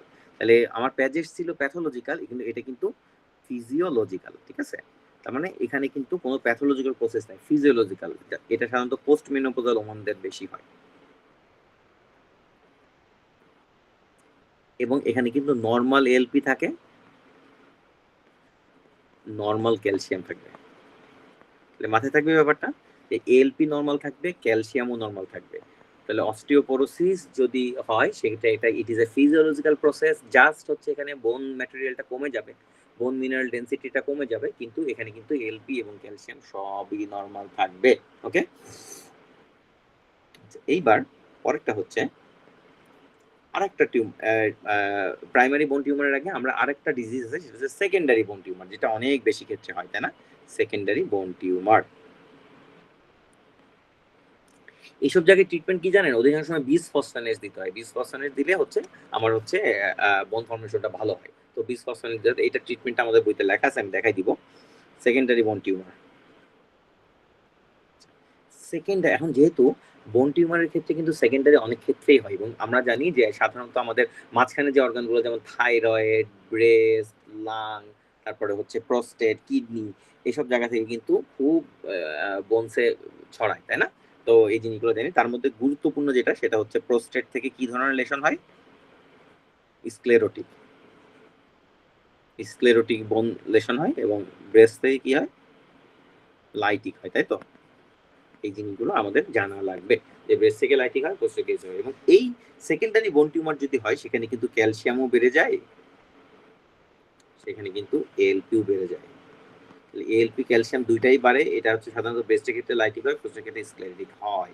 এবং যদি কোনো সেকেন্ডারি বোন টিউমারের পেশেন্ট আমাদের কাছে আসে, সেটাকে কিন্তু আমাকে রেডিওথেরাপি দিতে পারি আমরা তাদেরকে, এবং surgical fixation of the bone করতে হবে। অনেক সময় দেখবেন সেকেন্ডারি বোন টিউমার যখন হয়ে যায়, তার মানে হচ্ছে মেটাস্টাসিস হয়ে গেছে, সেখানে কিন্তু কোনো মানে ডেফিনিটিভ কোনো ট্রিটমেন্ট নাই। ডেফিনিটিভ ট্রিটমেন্ট যখন না থাকে তখন কিন্তু আমার মোটামুটি প্যালিয়েশন হিসেবেও ওই যে বোনসটা হচ্ছে ভেঙে গেছে বা স্টেবিলিটি নাই, যেটার জন্য ও হাঁটতে পারছে না, সেটাকে কিন্তু আমাকে ফিক্স করে দিতে হবে। সো ফিক্সেশন করতে হবে আমাকে বোনের।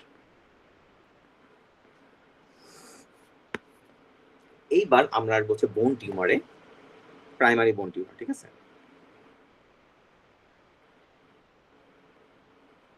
আচ্ছা, বোন টিউমারের মধ্যে দুইটা হইতে পারে, একটা হতে পারে ম্যালিগন্যান্ট,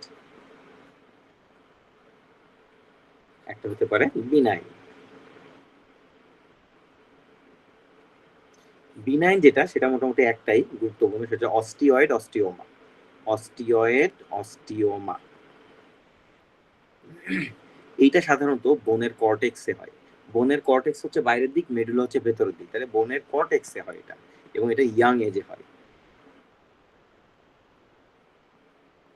10 থেকে 25 বছর বয়সের মধ্যে। হ্যাঁ, এটা ইয়াং এজে হয় এবং এটা কর্টেক্সে হয় বোনের। তাহলে মাথায় রাখবেন, বোনের কর্টেক্সে হয় এবং বোনের ইয়াং এজে হয়। তাহলে আমি যদি একটা এক্সরে, মানে মনে করেন যে একটা বোন থাকলো, লং বোন, এটা এইখানে মনে করেন একটা টিউমার পেলাম বাইরে কর্টেক্সের দিকে, কর্টেক্সের দিকে একটা টিউমার মনে করেন 10 থেকে 25 বছর বয়সে পেলাম, এবং এটার একটা ফিচার থাকে, সেটা হচ্ছে সেন্ট্রাল একটা রেডিওলুসেন্ট এরিয়া থাকে, এই যে এরকম কালো, রেডিওলুসেন্ট তো কালোই, তাই না?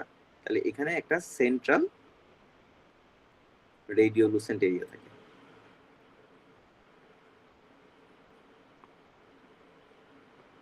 তাহলে এখানে একটা মাঝখানে একটা সেন্ট্রাল রেডিওলুসেন্ট এরিয়া থাকে। তাহলে কি হলো যে একটা অস্টিওমা, এটা কিন্তু কর্টেক্স থেকে আসে, বাচ্চাদের বয়সে আসে, একটা সেন্ট্রাল রেডিওলুসেন্ট এরিয়া আমরা পাই। এবং এইটাতে যদি এবং এটা কোথায়? কর্টেক্স, মানে বাইরে থেকে। এবং যখন আমরা তাহলে এক্সরে করবো, ভেতরে একটা কালো দাগ পাবো, বাইরে হয়তো বা রেডিও ওপাক, কিন্তু ভেতরে একটা সেন্ট্রাল রেডিয়েশন এরিয়া পাবো, এটা কিন্তু ইম্পর্টেন্ট। এবং এখানে সাইন সিমটম কি থাকবে আমাদের? সাইন সিমটমে ও বলতো পেইন আছে, ব্যথা আছে, এবং এনএসএআইডি রিডিউস দ্য পেইন। ওকে, ব্যথা আছে এবং এনএসআইডি খাওয়ার পরে ব্যথাটা কমে যাচ্ছে, এরকম যদি একটা কথা বলে একটা বাচ্চা 10 থেকে 25 বছর বয়সের কারো, তাহলে কিন্তু ওকে বলতে হবে যে এক্সরে করবো, এবং এক্সরেতে যদি সেন্ট্রাল রেডিয়েশন এরিয়া পাই, দেন ইট ইজ এটা benign tumour, that is osteoid osteoma. Osteoid osteoma. আচ্ছা, ম্যালিগনেন্ট যেটা হয়, ম্যালিগনেন্টের আগে আমি জাস্ট একটু বোনের স্ট্রাকচার, ওই কোন কোন অংশ আছে এটা বলবো। এটা হচ্ছে আমাদের একটা নিমোনিক মনে রাখার জন্য, ঠিক আছে? মনে করেন এটা বোনস। হ্যাঁ, বোনসের কতগুলো পার্ট আছে, তাই না? সেটা হচ্ছে একেবারে উপরে যে মাথা, সেটার নাম হচ্ছে এপিফাইসিস, তাই তো? নাকি আমি ভুল বললাম? এটাতে এপিফাইসিস, আর এপিফাইস, আর এই বড় জায়গাটার নাম হচ্ছে ডায়াফাইসিস, তাই তো? আর এপিফাইসিস আর ডায়াফাইসিস এর জাংশন, এটার নাম কি? মেটাফাইসিস। ওকে, তাহলে এটাও মেটাফাইসিস এবং এটাও এপিফাইসিস, তাই তো? বোঝা গেছে ব্যাপারটা? এখন এই ম্যালিগনেন্ট বোন টিউমার গুলার একটা নিমোনিক আছে, যে কোনটা কোন জায়গা থেকে তৈরি হচ্ছে বোঝার জন্য দেখেন, এটা হচ্ছে demo, D E M O, okay, D E M O, demo. Demo D for diaphysis. ডায়াফাইসিসে কে হচ্ছে Ewing sarcoma, Ewing sarcoma, okay. আর এম ফর মেটাফাইসিস, এখানে এখানে কে হচ্ছে ও ফর অস্টিওসার্কোমা। তাহলে ইউইং সার্কোমা হচ্ছে ডায়াফাইসিসে, মেটাফাইসিসে হচ্ছে অস্টিওসার্কোমা। তাহলে যদি কখনো বলে যে কোনো বোনসের উপরে বা নিচের দিকে টিউমার হয়েছে মানে মেটাফাইসিসে, তাহলে বলবো হচ্ছে এটা অস্টিওসার্কোমা। কিন্তু যদি বলে বোনসের মাঝখানে মানে ডায়াফাইসিসে হয়েছে, সেটা কিন্তু ইউইংস হওয়ার সম্ভাবনা। ইউইংস এর আরো কিছু কাহিনী আছে, এটা ইয়াং এজে হয়, বয়স হচ্ছে 20 to 30 ইয়ার্স, এবং এটা এক্সরে যদি করি, এক্সরে করলে অনিয়ন পিল অ্যাপিয়ারেন্স পাওয়া যায়। অনিয়ন পিল মানে হচ্ছে পেঁয়াজের খোসার মতো লেয়ার লেয়ার, পিল অ্যাপিয়ারেন্স, ওকে। আচ্ছা, আর এটা অস্টিওসার্কোমা, এটা হচ্ছে অস্টিওসার্কোমা আমরা পাচ্ছি। এইবার আরেকটা জিনিস বাকি থাকলো, তাহলে কোন জায়গাটা বাকি থাকলো? এপিফাইসিস। এপিফাইসিসে কি হয় তাহলে? এপিফাইসিসে হয় হচ্ছে জায়ান্ট সেল টিউমার। এটা আসলে ম্যালিগনেন্ট না, কিন্তু এটা হচ্ছে লোকালি অ্যাডভান্সড, মানে অনেকটা হচ্ছে ইয়ার মতো, কি যেন বলে আমাদের বেজাল সেল কার্সিনোমার মতো, ঠিক আছে? তাহলে জায়ান্ট সেল টিউমার, এটা আরেকটা নাম হচ্ছে অস্টিওক্লাস্টোমা। এটা কোথায় হয়? এপিফাইসিসে হয়, তাই না?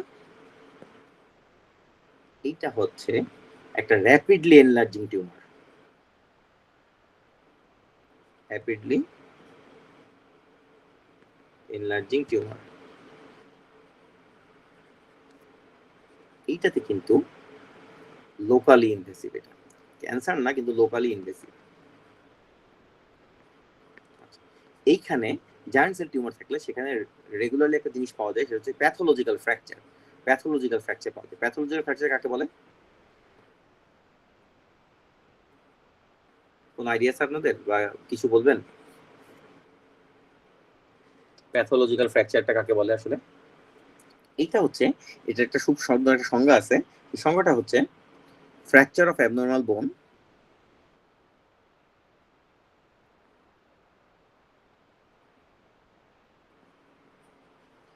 In normal wait bearing.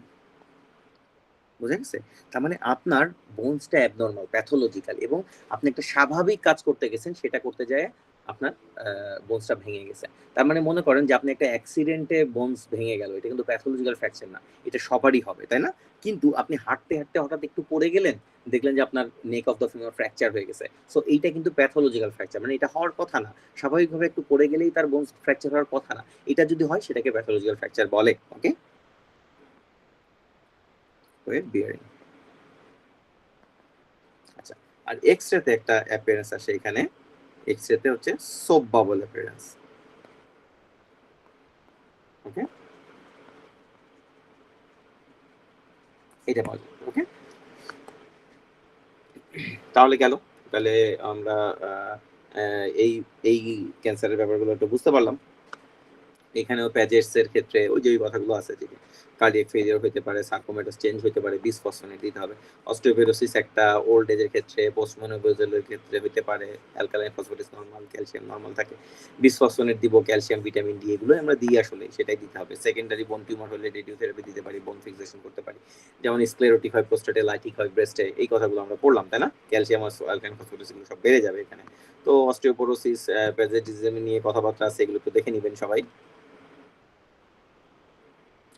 প্যাজেট disease আরো কিছু কথা আছে, যে প্যাজেট ডিজিজে যেহেতু স্কালে ইনভলভ করে, তো স্কালে ইনভলভ করার পরে কিন্তু সেখান থেকে যদি কানের কাছে ইনভলভ করে ক্রেনিয়াল নার্ভকে এনট্র্যাপ করে কিন্তু ডিফনেস হইতে পারে, বোনে সার্কোমা হইতে পারে, তো আগেই বুঝতে পারছেন। তো এই ব্যাপারগুলো দেখতে হবে এখানে। আর অ্যালকালিন ফসফরাস প্যাজেট ডিজিজে রেজ করে, এটা কিন্তু একটা ইম্পর্টেন্ট লাইন এবং এখান থেকে প্রশ্ন আসে, ঠিক আছে? বিনাইন টিউমারের মধ্যে অস্টিওয়েড অস্টিওমি আমরা আলোচনা করছি।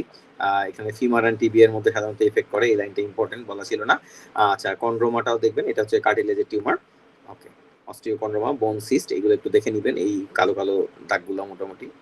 তাছাড়া ইম্পর্টেন্ট আমি যেগুলো বলছি সেগুলো জায়ান্ট সেল টিউমার, ওই যে সোববেবল অ্যাপিয়ারেন্স এপিফাইসিস এ পাওয়া যায়, এটা একটা লোকালি অ্যাডভান্স টিউমার, এখানে প্যাথোলজিক্যাল ফ্র্যাকচার থাকতে পারে, এই কথাগুলো ঘুরে ফিরে দেওয়া আছে। অস্টিওসার্কোমা নিয়ে কিন্তু আমরা যেটা বললাম ওইরকমই, অস্টিওসার্কোমা কোথায় হয়, তাহলে ডেমো মানে এমও মেটাফাইসিস হয়, তাই তো? তো এইভাবে একটু মনে করে নেবেন এই এই কাহিনী কি কি থাকে। এখানে mixed sclerotic and Lucent zone পাওয়া যায় মেটাফাইসিসে, তাহলে মূলত এটা মেটাফাইসিসে হয়। তো এই জিনিসগুলো একটু দেখে নেবেন। এর করতে করতে সার্কোমা চলে আসলো। সার্কোমা আছে একটা কানেকটিভ টিস্যুর মধ্যে যদি কোনো টিউমার হয়, সেটা হচ্ছে সার্কোমা, একটা ম্যালিগন্যান্ট টিউমার হতে পারে সার্কোমা। তো সার্কোমা অনেক জায়গায়, যেমন লাইপোসার্কোমা হতে পারে যদি অ্যাডিওপোসাইট থাকে, র্যাবিডোমায়োসার্কোমা, স্ট্রাটেল মাসল, লিওমায়োসার্কোমা, সাইনোভিয়াল সার্কোমা, এগুলো আমরা জানি, তাই না? তো আমাদের দরকার যে আসলে সার্কোমার ক্ষেত্রে ইউইং সার্কোমা নিয়ে এখানে কিছুটা বলা আছে, তো এটা আপনাদের দেখে নিতে হবে। লাইপোসার্কোমা, আসলে এই ব্যাপারগুলো দেখতে হবে।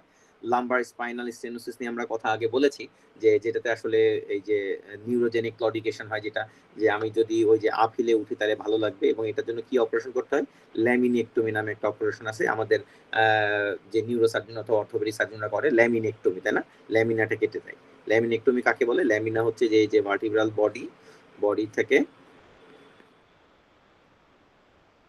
এটা হচ্ছে পেডিকেল, এটা হচ্ছে ল্যামিনা, এটা এই ল্যামিনাটা কেটে দিলে ওই ডিসটা এখানে জায়গা পায়, ওই নার্ভটা কম্প্রেশনটা কমে যায়। সো ল্যামিনেক্টমি একটা অপারেশন আছে, এটা অনেক সময় আমরা করি লাম্বার স্পাইনাল স্টেনোসিস হলে।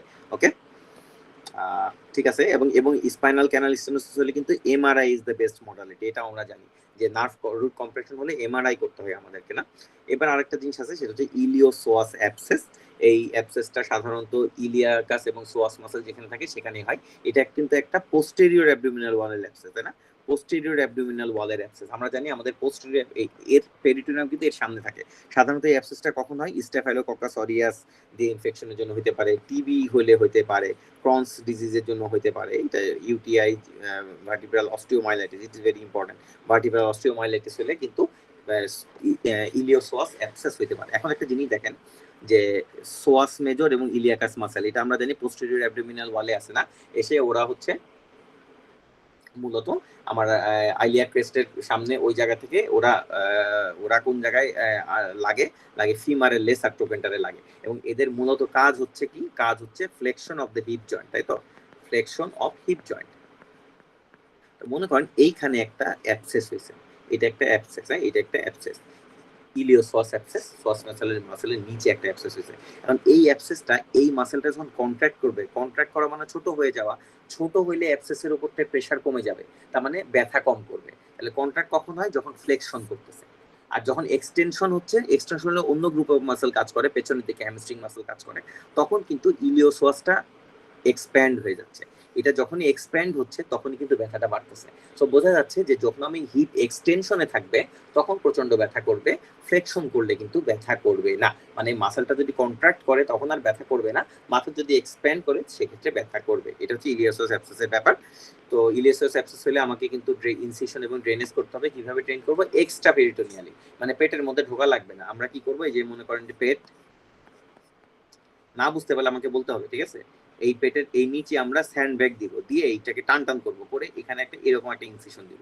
মনে করেন এই সাইডে হয়েছে ইনসিশন দিয়ে, এখানে স্কিন, সাবকিউটেনিয়াস টিস্যু, তারপরে এক্সটার্নাল অবলিক, তারপরে ইন্টারনাল অবলিক, ট্রান্সভার্সাস অ্যাবডোমিনিস, ফাসা ট্রান্সভার্সাস পর্যন্ত কাটলাম। কাটার পর প্রি পেরিটোনিয়াল ফ্যাটটাকে সরাই আমি পেরিটোনিয়াম দেখতে পাচ্ছি, তখন আমি কি করব?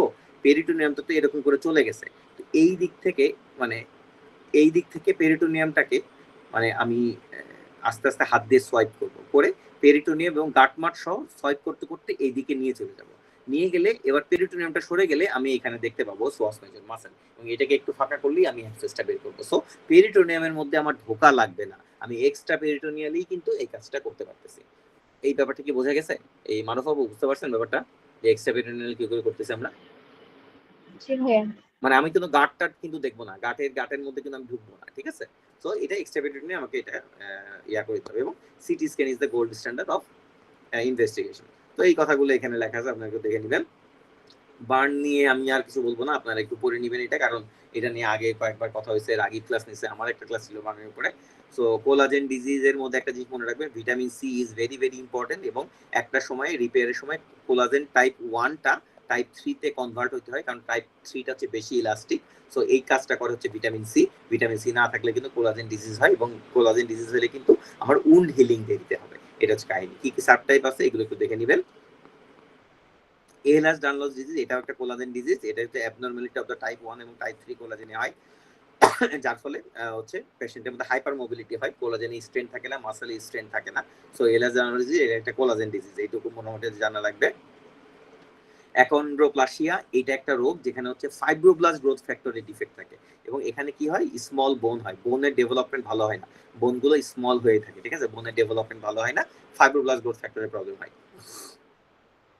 এখানে লার্জ স্কাল থাকে, ন্যারো ম্যাগনাম থাকে, short flatten vertebral body, narrow spinal canal, horizontal acetabular loop. এত কিছু দেখার দরকার নেই, মোটামুটি আপনারা একটু পড়ে রাখবেন, এখান থেকে প্রশ্ন খুব বেশি আসে না, ঠিক আছে। মারফান সিনড্রোম, এটা আরেকটা কোলাজেন ডিজিজ, যেটাতে আসলে ফিব্রিলিন 1 জিনের সমস্যা হয়। এই নামটা কিন্তু খুবই গুরুত্বপূর্ণ, প্রশ্ন আসে। প্লাস মারফান সিনড্রোমের সাথে কিন্তু অ্যাওর্টিক ডিসেকশন এবং অ্যাওর্টিক অ্যানিউরিজম এগুলো অ্যাটাচ। তো এই জিনিসগুলো জানা রাখবে, মানে হার্টের সমস্যা হয় দেখেন এখানে দেয়া আছে, অ্যাওর্টিক অ্যানিউরিজম হতে পারে, অ্যাওর্টিক ডিসেকশন হতে পারে, রিগারজিটেশন হতে পারে, এইগুলো হচ্ছে কাহিনী। তো মারফান সিনড্রোমের এই জিনিসগুলো একটু পড়া লাগবে। এটা কিন্তু একটা অটোজোমাল ডোমিনেন্ট ডিসঅর্ডার, ঠিক আছে। সো এই জিনিসটাও একটু আমাদের জেনে রাখা লাগবে। আচ্ছা, তারপরে হচ্ছে এখানে দুইটা অ্যাকিউট ইন্টারমিটেন্ট পরফারিয়া এবং লেট পয়জনিং, এটা নিয়ে আমি একটু কথা বলবো আপনাদেরকে। এটা আমি লিখে লিখে একটু বলবো। সেটা হচ্ছে যেহেতু আনকমন, হ্যাঁ। এখন মনে করেন একটা রোগী আপনার কাছে আসছে, ঠিক আছে। মনে করেন যে পেশেন্ট আসছে, কি কি সিমটম নিয়ে পেশেন্ট আমাকে চিফ কমপ্লেন করছে, অ্যাবডোমিনাল পেইন,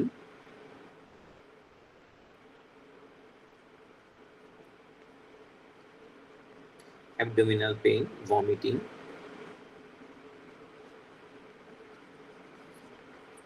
লিম্বের উইকনেস আছে, মানে হাতে হাঁটতে কষ্ট হচ্ছে, এবং মুড চেঞ্জ আছে। তাহলে পেটে ব্যথা, ভমিটিং, দুইটা জিআই কাহিনী, লিম্বের উইকনেস একটা নিউরো, আর মুড চেঞ্জ একটা সাইকোজেনিক। তাহলে এই ধরনের সমস্যা নিয়ে, মানে জিআই সমস্যা, নিউরোজেনিক এবং সাইকোজেনিক সমস্যা নিয়ে যদি কেউ আসে আমার কাছে, তাহলে abdominal plus neuro plus psycho, এই ধরনের সমস্যা নিয়ে যদি কেউ আমার কাছে আসে, তাহলে মনে করব এর হচ্ছে দুইটা ডিডি, ঠিক আছে। ডিডি গুলোর মধ্যে একটা হচ্ছে অ্যাকিউট ইন্টারমিটেন্ট পরফাইরিয়া, মানে সবাই অবাক হবেন যে এটা কেমনে, এর সাথে কি হয়, জীবনে তো নাম শুনি নাই আসলে, কিন্তু এখানে ওদের দিতে হবে, যেহেতু ইংল্যান্ডে এগুলো একটু কমন। অ্যাকিউট ইন্টারমিটেন্ট পরফাইরিয়া,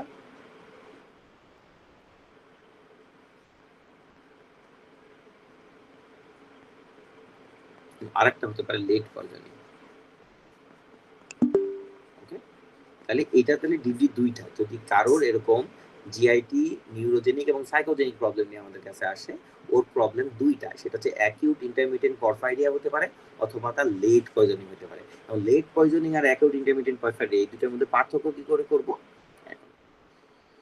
আসলে অ্যাকিউট ইন্টারমিটেন্ট পরফাইরিয়া এটা একটা এনজাইম ডিফেক্টের জন্য হয়। সেই এনজাইমের নাম হচ্ছে পরফোবিলিনোজেন ডিএমাইনেস, পরফোবিলিনোজেন ডিএমাইনেস। ওকে, এগুলো সাধারণত হিম সিনথেসিসে লাগে। কোথায় লাগে? হিম সিনথেসিসের জন্য আমার লাগে, ঠিক আছে। সো পরফোবিলিনোজেন ডিএমাইনেস যখন আমার নাই, তখন আমার অ্যাবনর্মাল হিম সিনথেসিস হচ্ছে, এবং অ্যাবনর্মাল হিম সিনথেসিসের জন্য ওটার বাই প্রোডাক্ট কিছু বাড়তেছে। সেটা হচ্ছে একটা হচ্ছে পরফোবিলিনোজেন ব্লাডে বেড়ে যাচ্ছে, হিম তৈরি না হয়ে পরফোবিলিনোজেন তৈরি হয়ে যাচ্ছে, পরফোবিলিনোজেনটা ভাঙতে পারছে না ডিএমএনএজ এর মাধ্যমে, এবং ডেল্টা অ্যামিনো লেভুলিনিক অ্যাসিড বাড়তেছে, ডেল্টা অ্যামিনো লেভুলিনিক অ্যাসিড এটা বেড়ে যাচ্ছে, ঠিক আছে। সো এইগুলো যদি বাড়ে, তাহলে একটা কথা যে আমি যদি ব্লাডে পরফোবিলিনোজেন বাড়তে পারে এবং ডেল্টা অ্যামিনো লেভুলিনিক অ্যাসিড বাড়তে পারে, অথবা আরেকটা কাহিনী ঘটে, ওদের যদি ইউরিন আমরা কালেক্ট করি, ইউরিন যদি স্ট্যান্ড করে রাখি, ইউরিনকে ইএসআর দেখার মতো দাঁড় করা রাখলাম, তাহলে এক সময় সেই ইউরিনটা ক্লিয়ার ইউরিন টার্নস রেড, তাহলে ক্লিয়ার ইউনিটটা লাল হয়ে যাবে, তাহলে clear urine will be turns red, ঠিক আছে, এটা মাথায় রাখবেন যে তাহলে ওর ইউরিনটা স্ট্যান্ড করে রাখলে লাল হয়ে গেল। কেউ এভাবেও দিতে পারে যে একজনের ইউরিনটা অনেকক্ষণ ধরে সে একটা কাপে রাখছে, রাখার পর দেখলো সেটা লাল হয়ে গেছে। এখানে কি হয়েছে, এখানে অ্যাকিউট ইন্টারমিটেন্ট পরফাইরিয়া হয়েছে, কারণ পরফাইরিনের যে ডিএমএনএস ঘাটতি এটার জন্য হচ্ছে, এটা কম থাকে এখানে, যার ফলে শরীরে পরফাইরিন এবং ডেল্টা অ্যামিনোলেভিনিক অ্যাসিড বেড়ে যায়। আরটা হচ্ছে লিড পয়জনিং। লিড পয়জনিং হচ্ছে লেড বেশি থাকবে, তাহলে মনে করেন ওই সমস্যাগুলো নাই বা ইউরিনের সমস্যা নাই, ওরা বলছে লিড বেশি থাকবে এই একটা। তাহলে লিড পয়জনিং এর ক্ষেত্রে ব্লাডে লেড এর পরিমাণ বেশি থাকবে এবং গামে ব্লু লাইন পাওয়া যাবে। তাহলে এরকমও বলতে পারে যে ওর abdominal pain, vomiting, limb weakness, mood change এগুলো আছে এবং সেই সাথে হা করলে দেখা গেল গামের কাছে কিছু ব্লু লাইন পাওয়া যাচ্ছে। তো এটা যদি পাওয়া যায় তাহলে ব্লু লাইন ইন গাম পাওয়া যাবে, ব্লু লাইন ইন গাম, এই জিনিসটা পাওয়া যেতে পারে। তাহলে আমি হয়তোবা তাহলে যদি তার গামে ব্লু লাইন পাওয়া যায় তাহলে সেটা হবে লেড পয়জনিং। আর যদি ইউরিনকে রেখে দিলে ক্লিয়ার ইউরিন লাল হয়ে যায় সেটা হয়ে যাবে অ্যাকিউট ইন্টারমিটেন্ট পরফাইরিয়া। ওকে, তাহলে এই ব্যাপার দুটো আমি আশা করি বোঝা গেছে। আচ্ছা, নেক্সট একটা জিনিস আপনাদেরকে বলতে চাইছিলাম, সেটা হচ্ছে ডেসময়েড টিউমার, তাই না? ডেসময়েড টিউমার কাছে ফ্যামিলিয়ার অ্যাডেনোমাটাস পলিপোসিসে হয়, তাহলে সেটা হচ্ছে ডেসময়েড টিউমার, ডেসময়েড টিউমার। ওকে, ডেসময়েড টিউমার, তাহলে এইটা আসলে এক ধরনের ফাইব্রোসার্কোমা, তার মানে ফাইব্রাস টিস্যুতে ক্যান্সার টাইপের ফাইব্রোসার্কোমা। এটা কোথায় হতে পারে? এটা অ্যান্টেরিয়র অ্যাবডোমিনাল ওয়ালে হতে পারে, এটা পোস্টেরিয়র অ্যাবডোমিনাল ওয়ালে হতে পারে, এটা ইন্ট্রা অ্যাবডোমিনালও হতে পারে। অ্যান্টেরিয়র অ্যাবডোমিনাল ওয়ালে হতে পারে, পোস্টেরিয়র হতে পারে এবং ইন্ট্রা অ্যাবডোমিনাল হতে পারে। তার মধ্যে সবচেয়ে মোস্ট কমন হচ্ছে এটা রেকটাস শীথে হয়, রেকটাস শীথে হয়, রেকটাস শীথে। এটা মাস্কিউলো অ্যাপোনিউরোটিক জাংশনে হয়। তাহলে কোথায়? মাস্কিউলো অ্যাপোনিউরোটিক জাংশনে হয়। রেকটাস শীথে মাস্কিউলো অ্যাপোনিউরোটিক জাংশনে এটা মূলত হতে পারে ডেসময়েড টিউমার। এই জিনিসটা আমাদের মাথায় রাখতে হবে, ঠিক আছে? দেখি তাহলে পরফারিয়া লিড পয়জনিং আমরা এখন পারবো আশা করতেছি। সো এখানে ডেসময়েড টিউমারের কথাটা কিছু লেখা। ডারকামস ডিজিজ নামে একটা ডিজিজ আছে যেখানে মাল্টিপল ফ্যাটি টিউমার থাকে। তাই মনে রাখবেন যে অনেক সময় যদি বলে কোথাও মাল্টিপল লাইপোমা আছে, সারা শরীরে মাল্টিপল লাইপোমা বা ফ্যাটি টিউমার, তাহলে এটার নাম হচ্ছে ডারকামস ডিজিজ। এখানে কিন্তু ব্যথাও থাকতে পারে, ঠিক আছে? তো মাল্টিপল ফ্যাটি টিউমার বা মাল্টিপল লাইপোমা যদি কোথাও থাকে সেটা হচ্ছে কিন্তু ডারকামস ডিজিজ বলবো আমরা। হ্যাঁ, ভিটামিন সি ডেফিসিয়েন্সিতে বলবো যে কোলাজেনের সমস্যা হয়, এখানে কিন্তু ঝামেলা। এইখানে একটা জিনিস রাখবেন যে ফিচার্স আছে, কোনো একটা টিউমার সার্কোমেটাস চেঞ্জ হয়েছে বুঝবো কি করে? মনে করেন একটা লাইপোমাই ছিল, সেখানে তো লাইপোসার্কোমা হতে পারে। কিভাবে? যদি সাইজটা 5 সেন্টিমিটারের বড় হয় অথবা সাইজটা বেড়ে যাচ্ছে, পেইন হয় এবং ডিপ অ্যানাটমিক্যাল লোকেশন, ডিপে চলে গেছে, মাসেলের সাথে অ্যাটাচড হয়ে আছে, এসব হলে সার্কোমেটাস চেঞ্জ। খুবই ইম্পর্টেন্ট, এই 4টা পয়েন্ট কিন্তু খুবই লাগবে, ঠিক আছে? খুব ভেরি ইম্পর্টেন্ট এটা, যে এটা একটু মাথায় রাখবেন যে তাহলে 5 সেন্টিমিটারের বেশি অথবা র্যাপিডলি প্রোগ্রেসিভ সাইজ চেঞ্জ হচ্ছে, পেইন থাকতেছে, ডিপ অ্যানাটমিক্যাল লোকেশন, এসব ক্ষেত্রে কিন্তু এটা হচ্ছে। কোয়েবনার্স ফেনোমেনন কি একটা জিনিস, ওই যে আমাদের স্কিনে যে আপনার সোরিয়াসিস হলে চলটা উঠেছে, চলটা টান মারলে ভিতরে ব্লিডিং হয়, এটাই মূলত কোয়েবনার্স ফেনোমেনন বলে। এটা কোথায় কোথায় পাওয়া যায়? মূলত সোরিয়াসিসটাই ইম্পর্টেন্ট লাইন, আপনারা একটু দেখে রাখেন, নামগুলা খুব বেশি দরকার নাই। টিউবুলার স্ক্লেরোসিস, এটা কিন্তু একটা অটোজোমাল ডমিনেন্ট ডিজিজ। এখানে কিন্তু কিডনিতে ক্যান্সার হতে পারে, অ্যানজিওমায়োলাইপোমা হতে পারে। আবার ওই যে আপনার একটা জিনিস হয় সেটা হচ্ছে অ্যাডিনোমা সিবাসিকাম নামে, মুখের মধ্যে, ফেস এবং নোজের মধ্যে অনেকগুলো ওই যে আপনার একনির মতো হয়, ঠিক আছে? এই জিনিসগুলো হয়। তো টিউবুলার স্ক্লেরোসিস, আমরা বলছিলাম যে সারা ইসলাম যে আমাদের ফার্স্ট ক্যাডাভারিক ডোনার, তার কিন্তু নিজের টিউবুলার স্ক্লেরোসিস ছিল, ব্রেন টিউমার ছিল, সাথে হচ্ছে এরকম অ্যাডিনোমা সিবাসিকাম ছিল, অ্যাজ ওয়েল অ্যাজ একটু কিডনিতে অ্যানজিওমায়োলাইপোমা ছিল। তো এই যে এটা হচ্ছে কাহিনী, এটা একটু দেখে রাখবেন আপনারা। ভন হিপেল-লিন্ডো, এটাও একটা অটোজোমাল ডমিনেন্ট কন্ডিশন। এখানেও কিন্তু কতগুলো জিনিস হয়, যেমন এখানে কিন্তু রেনাল টিউমার হয়, রেনাল সিস্ট হতে পারে, রেনাল ক্যান্সার হতে পারে, একই সাথে সেরেবেলামে সমস্যা হতে পারে, রেটিনাল হিমানজিওমা, তাহলে দুইটা হিমানজিওমা, সেরেবেলামে হতে পারে, রেটিনাতে হতে পারে, রেনাল সিস্ট হতে পারে। তাছাড়া ফিওক্রোমোসাইটোমা হতে পারে। এটা 5-7 বার পড়তে পড়তে এটা মাথায় হয়ে যাবে। এটা এত কঠিন না আসলে, বাট এটা যদি আপনারা মানে একবার দেখলে মাথায় থাকবে না। তাহলে সেরেবেলাম এবং রেটিনা এই দুই জায়গায় অ্যানজিওমা হবে, তাছাড়া কিডনিতে ক্যান্সার হতে পারে, ফিওক্রোমোসাইটোমা হতে পারে। তো এই জিনিসগুলো আমাদের মাথায় রাখবো। অ্যামাইলয়েড জায়গাটা খুবই ইম্পর্টেন্ট। এটা জানি আমাদের অ্যাবনর্মাল প্রোটিন তৈরি হয়, মূলত অ্যাবনর্মাল প্রোটিন তৈরি হয়, লাইট চেনে প্রবলেম থাকে। তো অ্যামাইলয়েডের মধ্যে কি কি অ্যামাইলয়েড আছে? একটা অ্যামাইলয়েড এ আছে, অ্যামাইলয়েড এল আছে। এটা একটা ক্রনিক ইনফ্লামেটরি ডিসঅর্ডার। তাছাড়া কোন কোন জায়গায় কি কি অ্যামাইলয়েড বাড়ে এইটা নিয়ে সম্ভবত অন্য জায়গায় ক্লাস হয়েছে। তাছাড়া আমরা যখন ইয়াগুলো করবো, রিকলস গুলো ক্লাস করবো, খুব দ্রুতই আমাদের রিকলস ক্লাস শুরু হবে, তখন কিন্তু আমরা এইটা নিয়ে একটু এইটা নিয়ে ওই রিকলস ক্লাসে বিস্তারিত দেওয়া আছে, ঠিক আছে, যে কোন কোন জায়গায় কোন কোন অ্যামাইলয়েড বাড়তে পারে। আপাতত এখানে যেখানে আছে যেটুকু আছে যেটুকুই জেনে রাখি। আর একটা জিনিস যে সেটা হচ্ছে কি কি আছে, মূলত দুইটা ইম্পর্টেন্ট আছে, একটা এএ অ্যামাইলয়েড আছে, এএল অ্যামাইলয়েড আছে, ঠিক আছে। এ অ্যামাইলয়েডটা সাধারণত ক্রনিক ইনফ্লামেশনের জন্য বাড়ে, আর এএল অ্যামাইলয়েডটা দেখেন ইজ দ্য মোস্ট কমন, এখানে কিডনি এবং হার্ট এক্ষেত্রে কিন্তু এএলটা বাড়তে পারে, এটা হচ্ছে কাহিনী। এবং এই অ্যামাইলয়েডোসিসে হলে এখানে কিন্তু বাই রেফ্রিনজেন্স আন্ডার পোলার লাইট হয়। তার মানে এটা সোজা কথা, অ্যামাইলয়েড প্রোটিনটাকে আমরা একটা পোলার লাইট দিয়ে দেখবো। পোলার লাইট দিয়ে যখন দেখি তখন আমরা দুই ধরনের লাইট দেখতে পারি। এখন তাকাইলে এক ধরনের লাইট ফেলে এখানে গ্রিন আর ব্লু সম্ভবত দুই ধরনের লাইট দেখতে পারি, এই যে বাই রেফ্রিজেন্স অফ দা লাইটিং বলে। তো এই জিনিসটা সোজা কথা যে বাই রেফ্রিজেন্স কথাটা থাকলে এটা অ্যামাইলয়েড হবে, সোজা কথা হচ্ছে এটাই।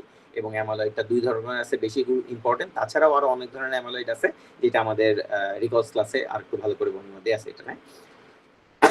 উচেরিডে ব্যানক্রফটি ফাইলেরিয়াসিস করে, তো এটা আসলে এটার জন্য ডাইথাইল গাবামাজিন দিতে হয়। এটা হচ্ছে ওই যে মশার কামড় থেকে হয়, আমাদের শরীরে ঢুকে, এগুলো আসলে খুব গুরুত্বপূর্ণ না, দেয়া আছে, এগুলো আপনি একটু পড়ে নেবেন।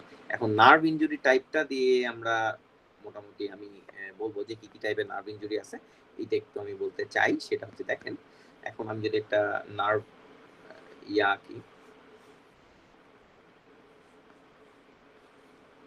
ঠিক আছে, এগুলোতে একজন সরি এগুলো ডেনড্রন, এগুলো এটা সেল বডি, এটা একজন, তাই তো? এই একজন এখানে মাইলিন শীট আছে, তাই তো? এখন মনে করেন এখানে একটা ইনজুরি হলো, এরকম একটা জায়গায় একটা ইনজুরি হলো, সেই ইনজুরিটা না মানে প্রোগ্রেস করতে পারে দুই ভাবে। একটা হচ্ছে সেই ইনজুরিটা এদিক যাইতে পারে, সেই ইনজুরিটা এদিক যাইতে পারে। এখন একটা ইনজুরি যদি এদিক যায়, আমরা একটা নার্ভের কন্ডাকশন কোথায় হয়? সেল বডি থেকে প্রসেসের দিকে হয়। নার্ভ কন্ডাকশন হচ্ছে সেল বডি থেকে প্রসেসের দিকে। কিন্তু যদি ইনজুরিটা উল্টা দিকে ওঠে, সেইটার নাম হচ্ছে রেট্রোগ্রেড ডিজেনারেশন। ওকে,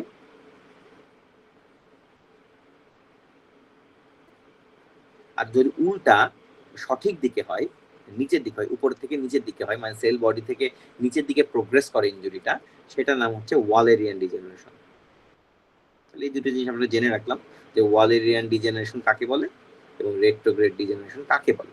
এইবার কথা হচ্ছে, মনে করেন যে এই নার্ভের এই জায়গাটা আমি অনেকক্ষণ ধরে কম্প্রেস করলাম, এখানে কম্প্রেশন করলাম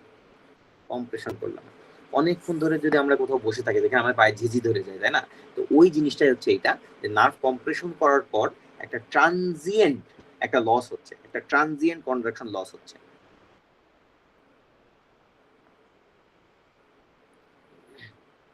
এই যে ট্রানজিয়েন্ট কন্ডাকশনটা লস হচ্ছে, এইটার নাম হচ্ছে নিউরোপ্রাক্সিয়া। তাহলে এটার নাম কি? নিউরোপ্রাক্সিয়া। এটার নাম নিউরোপ্রাক্সিয়া। এটা জাস্ট হচ্ছে 30 মিনিট 15-20 মিনিটের মধ্যে ঠিক হয়ে যায়। সো এই যে ট্রানজিয়েন্ট একটা লস হচ্ছে একটা নার্ভ কম্প্রেশনের জন্য, এইটার নাম হচ্ছে নিউরোপ্রাক্সিয়া। ওকে, এখন মনে করেন আর একটা ইনজুরি হয়েছে, এখানে একটা ইনজুরি হয়েছে, এখানে একটা ইনজুরি হয়েছে, কিন্তু মাইলিন শিটটা ভালো আছে। ইনজুরি হয়েছে, মাইলিন শিটটা ভালো আছে। যদি মাইলিন শিট ভালো থাকে তাহলে কিন্তু সেটা নিজে নিজে রিজেনারেট করতে পারে। এটা এক ধরনের ওয়ালেরিয়ান ডিজেনারেশন, মানে উপর থেকে নিচের দিকে এটা আস্তে আস্তে এক্সটেন্ড করে। এটা একটা ওয়ালেরিয়ান ডিজেনারেশন, কিন্তু মাইলিন শিট ভালো থাকার কারণে ও নিজে নিজেই নিজেকে ঠিক করে ফেলতে পারে। এইটার নাম হচ্ছে এক্সোনটমেসিস। এক্সোনটমেসিস। তাহলে এক্সোনটমেসিস এক্ষেত্রে মাইলিন শিটটা ভালো থাকে এবং ও নিজেই নিজেকে ঠিক করে। কিভাবে ঠিক করে? কোন রেটে? 1 millimetre per day. 1 millimetre per day ইনজুরিটা এই রেটে প্রতিদিন 1 মিলিমিটার করে ঠিক করতে পারে নিজেকে। এটার নাম হচ্ছে এক্সোনটমেসিস এবং এটা এক ধরনের Wallerian degeneration. It is a Wallerian degeneration. Okay, আর একটা হচ্ছে, মনে করেন একেবারে নার্ভ ছিন্ন ভিন্ন হয়ে গেছে, মাইলিন শিথু চলে গেছে, ঠিক আছে, এইটার নাম হচ্ছে নিউরোটমেসিস। নিউরোটমেসিস এটা হচ্ছে একেবারে কি বলবো, ইরিভার্সেবল। এটা আর ঠিক হয় না, একেবারে নষ্ট। এবং এটাও কিন্তু একটা ওয়ালেরিয়ান ডিজেনারেশন।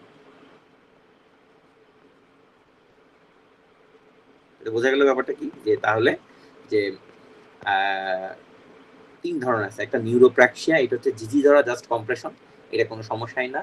এক্সোনটমিসিস, এটা হচ্ছে সাধারণত 1 মিলিমিটার পার ডে করে এটা রিজেনারেট করে, এটা একটা ওয়ালেরিয়ান রিজেনারেশন, নিজে নিজে ঠিক হয়ে যায়। আর একটা নিউরোটমিসিস, একেবারে কমপ্লিটলি বিচ্ছেদ ঘটে যাচ্ছে, এখানে মাইলিন শীটগুলো থাকতেছে না, যার ফলে এটা কিন্তু আর ইরিভার্সিবল একটা ড্যামেজ হয়ে যাচ্ছে, দো ইট ইজ এ ওয়ালেরিয়ান ডিজেনারেশন। তাহলে এটা গেল। এবার আমরা আসতেছি যে এখানে এই কথাগুলো লেখা আছে, আপনারা একটু দেখে নেবেন। আর ব্রেন অ্যাবসেসের ব্যাপারে আসতেছে, ব্রেন অ্যাবসেস কেন হয় সাধারণত, যে কানের মধ্যে কোনো ইনফেকশন থেকে ব্রেন অ্যাবসেস হতে পারে, তাই না, কলেস্টোমা থেকে ব্রেন অ্যাবসেস হতে পারে, দাঁতের কোনো ইনফেকশন থেকে ব্রেন অ্যাবসেস হতে পারে।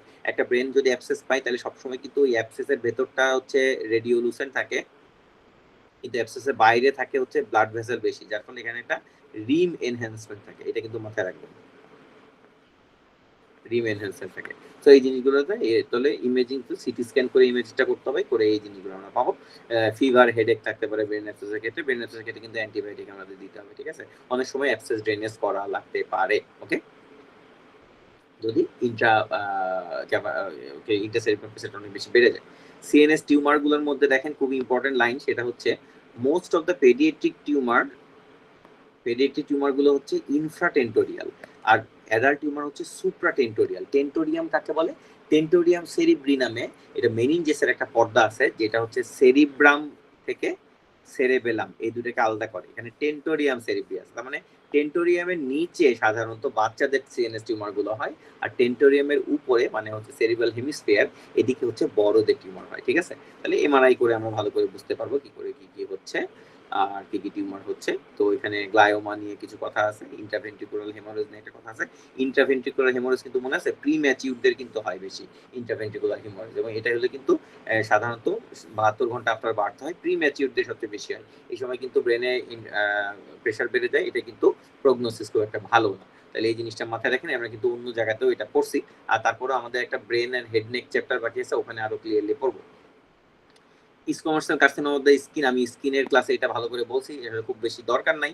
একটা জিনিস মাথায় রাখবেন ওই কথাটা, যে যদি 4 মিলিমিটার মার্জিন থাকে তাহলে কিন্তু 20 মিলিমিটার ডায়ামিটার নিচে হলে 4 মিলিমিটার মার্জিন করবো, আর 20 মিলিমিটারের বেশি ডায়ামিটার হলে 6 মিলিমিটার মার্জিন রেখে কাটতে হবে। তো এই জিনিসগুলো দেখেন, এখানে হচ্ছে আমাদের ম্যালিগন্যান্ট মেলানোমাতে ওই যে ব্রেজলো থিকনেসের কথাটা লেখা আছে, তো এটা আমরা পড়ছি, আমার মনে হয় আপনারা এটা দেখলেই পারবেন, এটা আমরা অন্য জায়গাতেও পড়া আছে, তো আমার মনে হয় এটা দরকার নাই আমাদের পড়ার আপাতত।